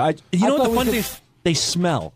I'll give them back to the guy. They're in his lunchbox. I know, but they smell really bad. What do they smell like? Like, you ever remember as a kid when you went into your friend's house for the first time and it was a smell you'll never forget? Everybody has that house. It smells like that house. It's just... Yeah, old people smell. Yeah, old people, liverwurst, newspapers, cheese. This is... Yeah. Well, it was in a lunchbox. I've touched some crazy things. I touch these cassettes. I want to boil my hands. Sal, I'm not kidding. I got to ask you, because we know what happened 4 years ago. You said that you voted for Obama, then later we found out you didn't vote at all. Are you going to vote this year? I am definitely going to vote this year. And who are you voting for? Well, I am voting for Romney. Really? Yes. Why? Well, I look at it this way. Obama did a great job, and Romney's going to, I guess, will do You're the only person voting for Romney that thinks Obama did a great job. Well, he did a great job, and I think whoever goes in there, I mean, he did a pretty good job. He killed Bin Laden and all that other stuff. But the thing is this. We live in a world of bullshit, and to me, the man with the biggest line of bullshit wins. The country really doesn't change that much drastically, maybe in little bits and pieces. So be it. Nothing's really going to change. Nothing is going to affect, I think, my bottom line, or most of us for that matter. So I want to vote for somebody, and this might be a little odd, where we can have fun with it. Like, I love the Romney impersonator. I want to continue doing Romney jokes. Saturday Night Live totally buckled down on Obama. Nobody does Obama jokes, maybe because he's African-American and sensitive issue. I get it. But with Romney, just like Bush, we can have a fucking field day. I want to keep this Romney impersonator going. I want to see Romney SNL skits. Nobody's afraid to make fun of the dopey old white man. So, you know what? If we're going to live in a world of politics, let's at least laugh about it. So let me get this straight. Because it doesn't really matter who wins, you're going with Romney because he's easier to make fun of. Absolutely. So lots of comedic content there. So it's for the sake of the show. Yeah, sake of the show, sake of entertainment. It's funny. Everybody had a field day with Bush. Nobody did anything with Obama. That's so not true, by the way. Well, they talked about it, too, in the news. They had to be very, very careful about certain things. There's been like 3 different guys on Saturday Night Live who have done Obama. They do Obama every week. Do you feel like you have to be careful with Obama? I think you have to be careful in this day and age with anything. Well, if you didn't have to be careful, give me one of your best jokes. I wouldn't have one. I really don't. I mean, you have one. Somebody one time somebody referred to one time in the Post, I believe they referred to Obama as a monkey, and there was an uproar about that. That Al Sharpton came forward and did his typical march and all that other stuff that comes with it. I think that's when anytime you refer to any black person as a monkey, there's an uproar, not just the president. But why is there an uproar about calling you a monkey? I could sit here and explain it to you, but I don't believe that I can't believe I have to explain it to you. Well, no, I'm saying that monkey is just a derogatory term to call somebody no matter who you are, whether you're white or black. Don't you think black people got that term a lot more than white people? Absolutely. And so that's why. I know that, but you should still be offended to be called a monkey. I am. Okay, well, there you go. So I think it works on both sides. I don't even know what you just said. I don't either, but I'll cut it. The other thing that I noticed today between you, Gary, sitting next to Sour Shoes is he sounds a lot more like you in his real voice, and maybe that helps with the impression. I thought so, too. When I heard him speaking, he's got a lot more of my accent. He's got a little bit of my accent, so I think it's easier for him to turn it on. And a little bit of my tone of voice when you're just being yourself. Yeah. Well, remember when Robin was saying to try to mimic someone so you could be somewhat normal? Mm-hmm. So about 3 months ago, because I talked to Vinny a lot, I was telling Vinny, maybe I'll just do this voice because it's somewhat normal. And that way I can get my point across. So the voice you're talking in right now isn't necessarily your voice? No, I think because I think my regular voice is higher, right? And it kind of annoys me. Well, wouldn't you know your own voice? I don't know. I think right now you're speaking. Dude, he doesn't even know his own self. How's he going to know his own voice? It's like asking Sybil, who are you? Now, let me ask you something, Gary. You're pretty good with this. Do you think that something happened traumatically in Sour Shoes' life that he constantly uses these voices, almost like somebody with multiple personalities, and he's kind of shying away and hiding who he really is. So he uses this stuff as a guise. Yes, I think that he's not dealing with who he really is. There's definitely a like a Peter Pan thing going on. Like he's very juvenile, right? And he can, if you ever try to have a serious conversation with him, even when we talked on the phone, he'll go to a voice. Right. Although I was able to, I used to have pretty normal conversations with him. But it always winds up at the end changing back to the Now, voice. Sal, do you change your voice because you are somewhat ashamed of who you really are, or you can't identify with who you are because of a traumatic experience? That might be a little bit too extreme. I think it's more habitual at this point. Well, how long have you been doing it? Like, were you doing this, seriously? Were you doing this when you were 12? Possibly, yeah. Were you doing it at Junior high Pepperdine? school? Yeah. At St. John's and Pepperdine. This morning, when you came in, Howard and Rob were commenting on your energy and like you kind of got off to a slow start. I think by the end you definitely hit your stride. But did you feel off your game at all today? Ronnie and I were talking, and Scott and I talk every day on the phone pretty much, and he gives me some ideas. And I was talking to Ronnie about it. It seems kind of I was kind of professional today here real early. So maybe almost that it was kind of too normal, whereas the last time I was more thrown in. You also said that you had this penthouse pet come at you in a nurse's outfit, gorgeous girl coming on to you real hard, but you said you're more interested in Lisa G. Yeah, it was like all too much. It was too much there. But when I stepped away and was back to where I was at the keyboards and the instruments, it was almost like I was watching it. So then I started to get more excited. What do you mean? I don't understand. I'll tell you. Like when I'll tell you what he means. When her stories, when she started to talk the way she talked, and then I was starting to envision like Lisa being there watching me, watching her. Like I started to get excited. What were you going to say, Ron? When she was telling all those stories about getting fucked in the ass with the 12-inch dick and the whole deal about Woo Kid, and this guy was in another world. He never moved. He didn't make a noise. He was like... And I was picturing what she did to He she had was just like done to me. a guy jerking off in one of the booths like Sal does. You could see it in his face that he was going to blow a load. You were picturing it in your mind as it was going on? I was coupling it what she did to me 5 minutes earlier. Now, Ronnie, what did you think of Alexis, all that ass play talk? I know you're a pro when it comes Dude, man, to that. she's a fun girl, man. I'd love to have her in my bed for a few hours. Did you learn anything from what she had to say, or is that just... No. But I know she's a fun girl. Did it sound like she did anything out of the ordinary? No. Sounds like fun. Sounds cool to me. What was going on? I'm in. What was going on in your mind during this part of the interview? I Sounds was like you were on the same. Man. I was almost in the same boat with him, but I was too busy watching him. He was fogging over. It was insane. If you go back and look at the Howard TV cameras of the footage, you look at his face, man. It was like a kid just about ready to blow his load when he's in. We used to have a guy in high school who used to sit in the back of the classroom, and he used to jerk off in his desk, and he used to stare at the girls' legs. It was miniskirt time back then, like it is now. Yeah. And I'll tell you what, he had that same look on his face that this kid used to have before he blew his load in his desk. One thing she did was she started to cross her legs, and it was kind of like she wasn't as open, and I kind of liked that better. She's playing hard to get. Yeah, she had her in heels like that. Well, you should have directed. Sure, she just wasn't clenching up her ass cheeks, keeping jizz up her butthole. Dude, you should have directed her then and tell her what you wanted. You know what I'm saying? Yeah. When you was by the couch with her, you should have said, like, let's slow down a little bit, do it a little easier. Don't jump all over me like that. You probably would have blown your load then. But then again, that helped me later on in the interview because then I was coupling what she did to me there. It was just at the moment, it's hard for me to grasp what's happening. But then when I look back and lament, and then now, will you take this home with you and masturbate to it? I'll try to work it into a dream overnight. He doesn't jerk off. Weaver, a dream weaver, Gary Wright. Well, Sour, is that what's appealing about Lisa to you? And she plays a part in that too today. I'm picturing her. She's the nightmare. Watching me and kind of putting me down a little. Well, I mean more like you said when Alexis crossed her legs. That was more of a turn on to you then because when she first walked in. Right, Lisa's sort of conservative, so I wonder if that's what appeals to you. Yeah, because Ronnie's into Lisa too, but not for that reason. I don't think. I'm into her for that hotel room. Wow! Did you see the facial resemblance? Did you see the of Lisa and Ronnie? What? Wait! The Olsen girls and the Alexis a little bit. Just in the face? Not really. No. Nah, Maybe that had something to do with it. I saw those big red lips around your dick. That's what I saw. Jesus. That's when Ronnie came. On Wednesday's wrap-up show, well, Obama is president again. Some people on this show, namely Scott DePace, voted for Mitt Romney, and it may be an understatement saying that he wasn't very happy with the results. He tried to explain himself, and that made for a very good show.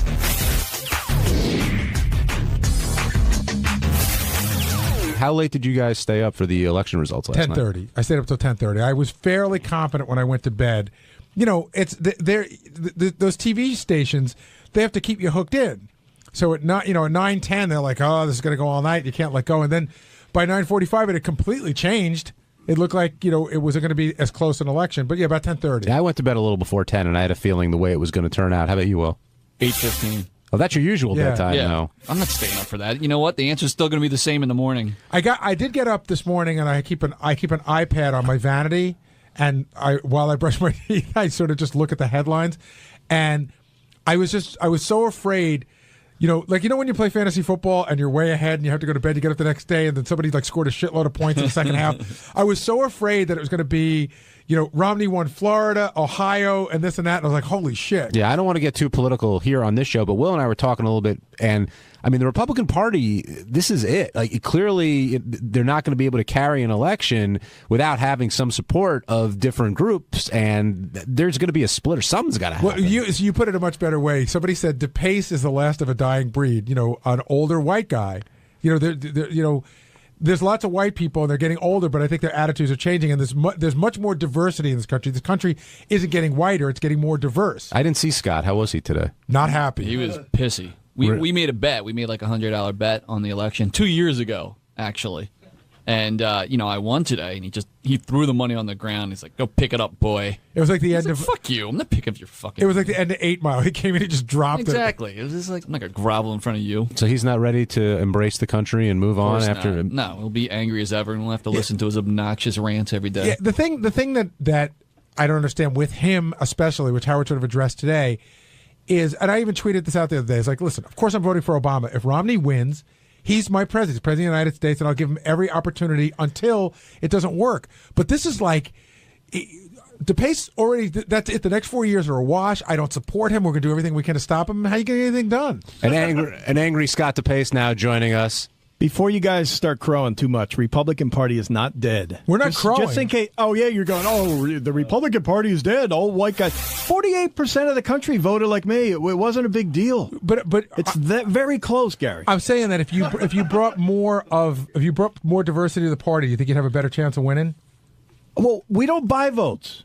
We earn them through correct policy. But I don't understand what that means when you say buy votes. I could get diversity. Let me just start offering things to everyone. Yeah. Right?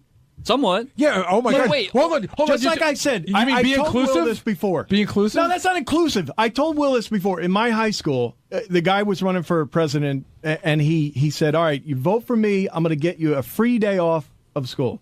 Everyone voted for him. He got 98% of the vote. He wasn't able to get the free day off from school.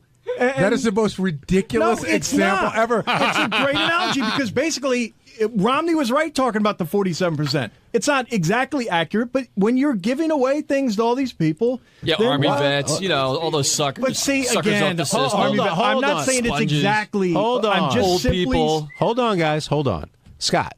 Yeah.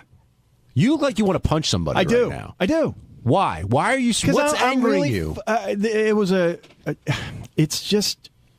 I don't know. Were you faith in the country. Were you up all night? Did you wait until... No. I turned it off. Is Obama your president? Do you support Obama as your president? Of course he's my president. But do you support him? Do I support his ideas? No. No, do you support him?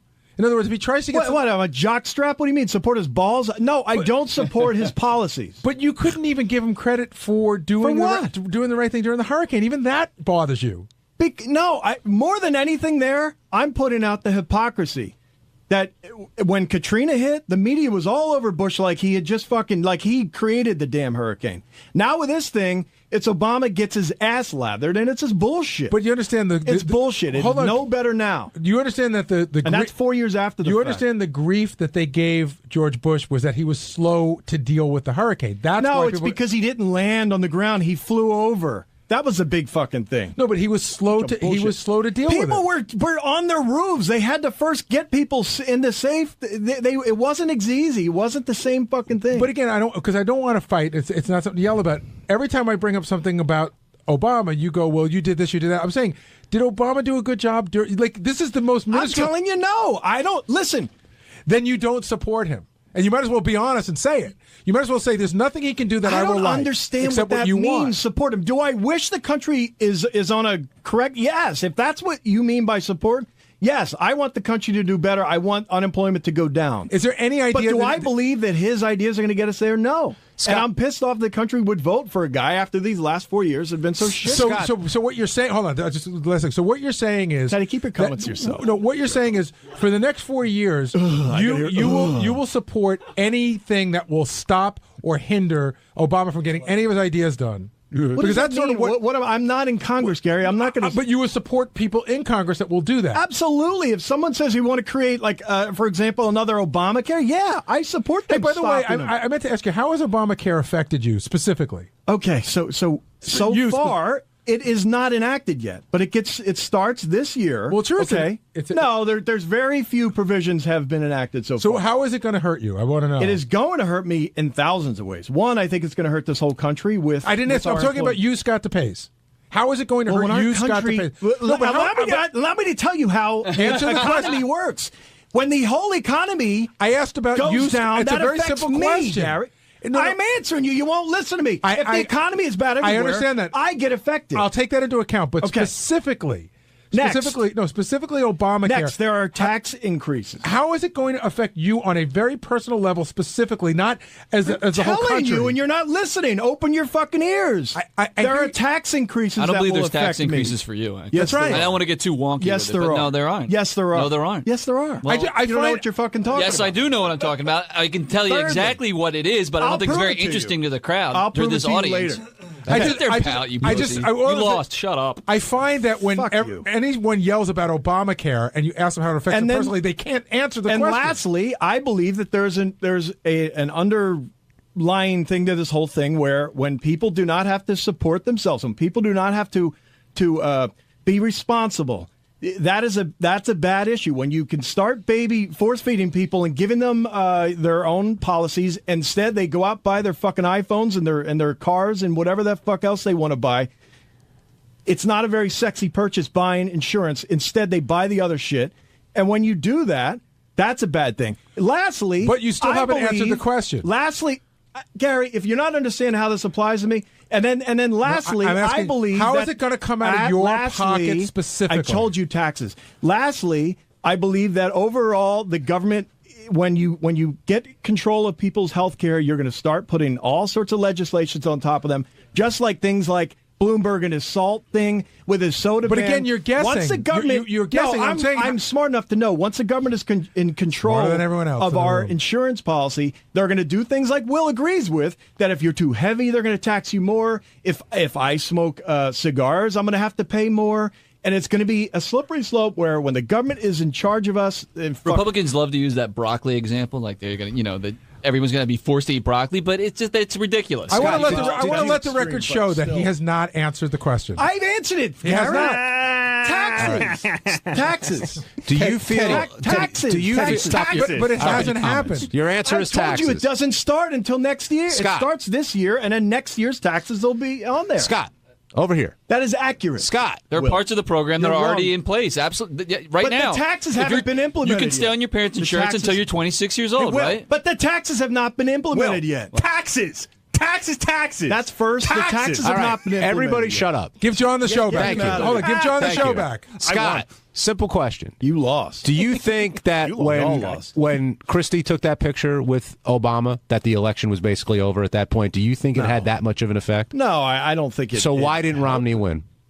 I think he won because a lot of people are on the... listen, there's a lot of people who... Look at who voted for him. A lot of the cities. A lot of the suburbs did not, right? That's code for minority. Yeah. Well, you call it what it is, but I think you just did. You just did. I don't think you're going to win an election anymore without attracting any Hispanic votes. And if your idea of immigration policy is, say, what is it, voluntary deportation, then, I mean, you're not talking to people. You're not talking to people in a realistic way, and that's why you're not going to win an election anymore. Well, then I'm going to win. I'm going to run and just offer everyone $1 million. But that's not what happened. What the fuck?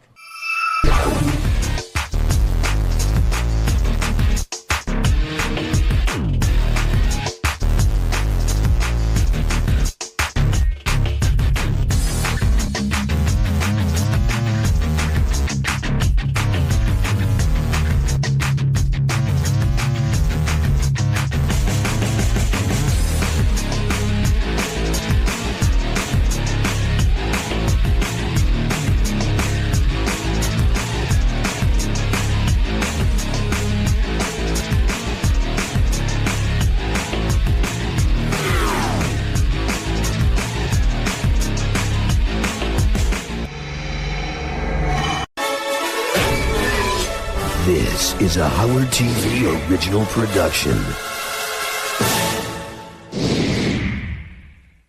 Here's a taste of what you have to look forward to. On this episode of The Bonus Show. Witness Ganji risk his life during a charity bike ride. It's all uphill. You can't touch it before you dust it off. Every man should bring a Howard towel. Beth O gets slobbered on at her book signing. He's like, you better give me my din if you're going to tell me that. And Benji has the hots for one of the actors on Full House. Stamos is barely.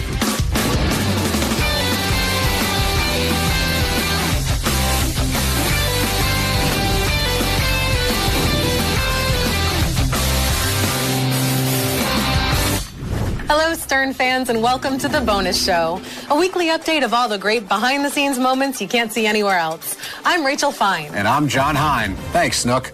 And Rachel, by the way, you do look fine. Get it? It's playing your name. I get it just fine, Hine. Time to shine. Let's dive right in with a woman who's too cool for two names, Jewel. You look divine. Thank you. Thank you doesn't rhyme. That's where your setup is right there. Hey, Joel. Hey, how are you? Nice to see you. Sounds good. All right. You're good. a true professional over there. No, he's not. I'm going to give anybody a big head. Anybody a big head. No. Fun work for me, won't it? You'll fix it. I might need a job soon. We've talked before about how incredibly athletic the staff here at the Stern Show is. That's right, John. And when it comes to people who look good in tight bike pants on our staff, one immediately thinks Ganji. Agreed. Ganji recently participated in a mass bike ride where he proceeded to breathe heavily over all 5 boroughs of New York City. Okay, going over the Queensboro Bridge, which was really tough because it's all uphill. So I couldn't talk then. But now I'm going to park this flat. So, it looks awesome. I'm almost done with this bridge. At least we're on the flat ground now. I don't even know if you can hear any of this. But at least we're on flat ground. I don't have to walk home. Thank God. I think that was the last hill of the ride. Beth O's new book is causing quite a stir among the canine community. You mean because she spelled God wrong on the cover, right? John, that is purposeful. It's supposed to be a joke. Well, I'm sure God doesn't find it funny. Please help me. Here is Beth O at her book signing in New York. I can't. I'm buying these and giving them all as gifts to my friends. Write my name here. Thanks, man. You were wonderful. Oh, you did not. Thank you. Wait. Thank you for all your work you've been doing there. It's so nice of you to come and support me. We really love you on the Facebook page, Howard page. Oh, yeah? Stern Facebook super fan. I have to check it out. You want some din-din? He's like, you better give me my din-din if you're going to tell me that. We have Apollo and Walter. Yeah. Oh, my God. Aren't they? They're licking each other. No, they're not. They're not. We were walking down the street and there was an adoption service and the little one grabbed his shirt and wouldn't let go. Like, that's it. She or he? He. They thought he was a she when he gave him to us. Finally the vet said no to he. You can touch this. You want to touch this. Go ahead and touch this. John, what are you doing? MC Hammer song. Love that song. The song is You Can't Touch This. I don't want to, but feel free to touch this. Here are the inseparable MC Hammer and Emmanuel Webster Lewis from way back in 2003. Stop. Hind time. The Howard Stern Show's blast from the past. What do you got? No. You can't expose game before games should be exposed. This is only exposed for the TV show. This is all taped. He's not gonna know. I'm not gonna tell him. You go on Howard Stern, you should never worry about anything. Every man should bring a Howard towel. Let me show you how that works. Howard sees something you wasn't ready for. Well, really, Howard. Howard, you know, I really want to know today. The Howard towel, baby. You got to have a Howard towel. Howard, I wasn't really there. It wasn't me. That was my shadow, caricature of me, man. Wow, that sweater Webster had on was circa 1987. I think he pulled it off. Now, Rachel, you and I are somewhat boob experts, wouldn't you say? How so, John? Well, I like them and you got them. Actually, you've got them too. Sorry, this is leaning towards uncomfortable. No, not at all. You want uncomfortable, you can either unleash those puppies and jog 10 miles or watch this clip. The Howard Stern Show Creative Meeting. Sal? I wanted breast reduction, Howard. Would you be opposed to that? The guy sucking fat out of my tits? I'm not kidding you. I got tits, and get on my treadmill. Oh, and you also want that sucked out too. No. Serious? You're so vain. I'll do this tomorrow. I got tits. Yeah, I was saying. Start at your stomach and work your way up. All right. You ever heard of a? I'm not. What are those? What are those? Why don't we suck the fat out of your tits and put it in your chin? And now, for the only thing John loves more than his wife, it's time for the wrap-up show. No. That's not the only thing. Wrap-up show. It's for penguins and my wife. Just kidding, honey. And Benji's loves consist of John Stamos, John Stamos, and John Stamos. In that order. So you think every woman in the world is sexually attracted to John Stamos? Yes. He's going to be so happy to hear that. You just made his day. He doesn't think he's good looking? He has doubts about his look? He's a very good looking guy. He's one of the best looking guys on the planet, but that doesn't mean that every single woman is into him. Do you think George Clooney has ever been turned down? Brad Pitt? You think Brad Pitt's ever been turned down? Yes. And you think they've been turned down just because Stamos is better looking. He is. So who's better looking than Stamos? I'm sure there are people, like no celebrity comes to mind. Okay, so he's the best looking male celebrity you've ever seen. Personally, I like his Semitic look better, but I mean, as a universal look, yeah. Who's the hottest Semitic guy you know? I mean, I really think I know he thinks he's ugly. I think Howard is a very handsome look. All right, we're moving Vortex. off this. The old adage, if you don't have anything nice to say, don't say anything at all, really applies around here. Especially when the not-so-nice thing is referring to someone you work with as a pedophile. I really do think that sounds like a pedophile. What? Gary, what the fuck is that? End the show now. That's awesome. Well, you know what pedophile means, right? Gary. For once, you're not being called that, Gary, John. I think you're a baboon who can't throw a ball and has a shitty book coming out. Hold on. How is Sal a pedophile? Yeah, please explain. That's fucking wrong, Hold Gary. on. Whoa. Let him finish. Don't be upset, Sal, that somebody calls you a pedophile. I know you did that comparison last time. I didn't say Come you up with are. something. Hey, the only person who fucks kids is John Hine. It's not me. Pedophile. John Hine is the pedophile. Take a deep breath. Let Gary explain himself. I'm about to make an analogy. I didn't say it's a horrible one. I didn't say you are a pedophile. Welcome to the club. You're like a pedophile. Well, you're like an asshole. You're not really an asshole. You're like an asshole. A pedophile. You're a fucking douche. Not a douchebag. You're like a douchebag. Come on, a pedophile is never cured. They just manage like to your know, breath, never they cured. They just manage to know how to suppress their urges. To bolster the pedophile analogy, and Sal, I'm just using his terminology here. I don't have herpes. You know what? Because Sal is a lot like that in the sense that it's all or nothing. Like, if you've noticed, he stopped pretty much going in the studio completely. Like, because he's almost like, like a pedophile doesn't want to be around little children. Sal doesn't want to be around Howard. Because it might bring up the feelings. Go eat something, please. But it's like the other once day, in your life, the other day, you came up to me and you're like, "Oh, can you go in and tell Gary this is on page 2?" And I'm like, "Why don't you just go tell him yourself?" And you're like, because out of respect to you don't know the deal with the studio. The studio Howard's like a little kid, and the studio's like a school. Richard Christie is one of the few staff members who've had the distinct pleasure of traveling on a plane with a drunk Beetlejuice. Here's Richard sharing the memory on the wrap-up show. Beetlejuice was the only one who would ever drink with me if we had a flight at 6 a.m. If you're drinking with Beetlejuice, are you really drinking with someone? I'll tell you, it's a blast to drink with Beetlejuice. We had some good, because he's like a normal person. When he's sitting at the bar and he's drinking a whiskey and he's complaining about money and he doesn't like traveling, like it was and he fun. tells you he's mad because he's 1,100 pounds, that sort of thing? Yeah. Well, then the best was when we were at LaGuardia and he did a bunch of shots of whiskey and we went to go get on the plane and he goes, stop here, man, I got to get something to read. And we stopped at a little magazine shop and he comes out with a Wall Street Journal. Well, if that wasn't the best show I've ever been a part of in all my professional career, I don't know what was. For my overly coiffed co-host Rachel Fine, I'm John Hine, and we'll see you next time. Okay, Fine, you gonna whine that we don't end the show on an enzyme? Okay, that makes no sense, you putz. Okay, basically, I think you're trying to say that it would be hard to top this show. The next show is going to suck in comparison. All right, we have a lot to look forward to. I'm just being honest. Don't shoot the messenger. Jeez. You want to keep rhyming? McKine? Is that even a word? On this show it is. Okay, good. At least Gary thinks so. That's what he's got. You want to sign this? Well, this guy makes me... Dude, what the fuck is he going to sign it for? He can sign it. He was part of the show. Oh, please. He's been gone for years. What am I doing? Dude. Right. You're a dick. That's funny. You guys are a good setup. That was a good setup.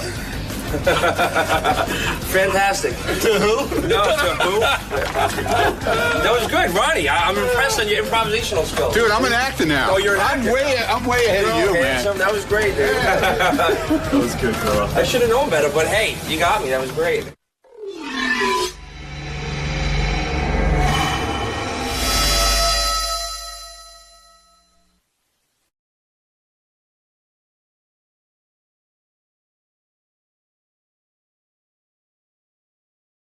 Tránh xa ra chứ mình không xịt trực tiếp lên da và quần áo của con nữa, tại vì cái mùi này nó rất là hắc.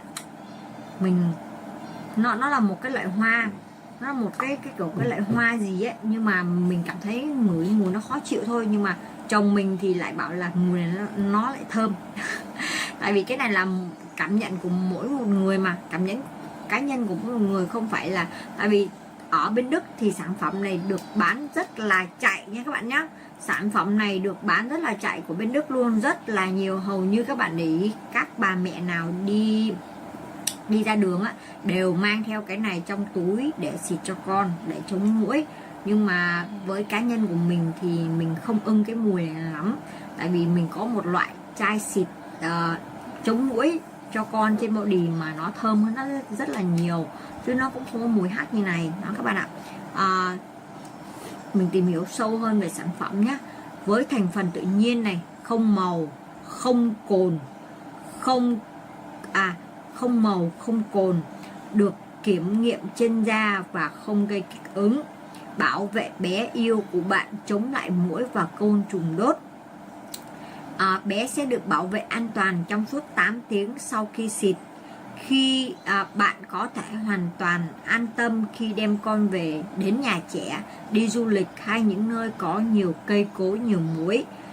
Cái vấn đề mà không kích ứng da thì cái này mình xác nhận là bản thân mình là da mình là thuộc da nhạy cảm, da mình thuộc là da dị ứng luôn, phải gọi là thuộc da nhạy cảm mà da dị ứng luôn.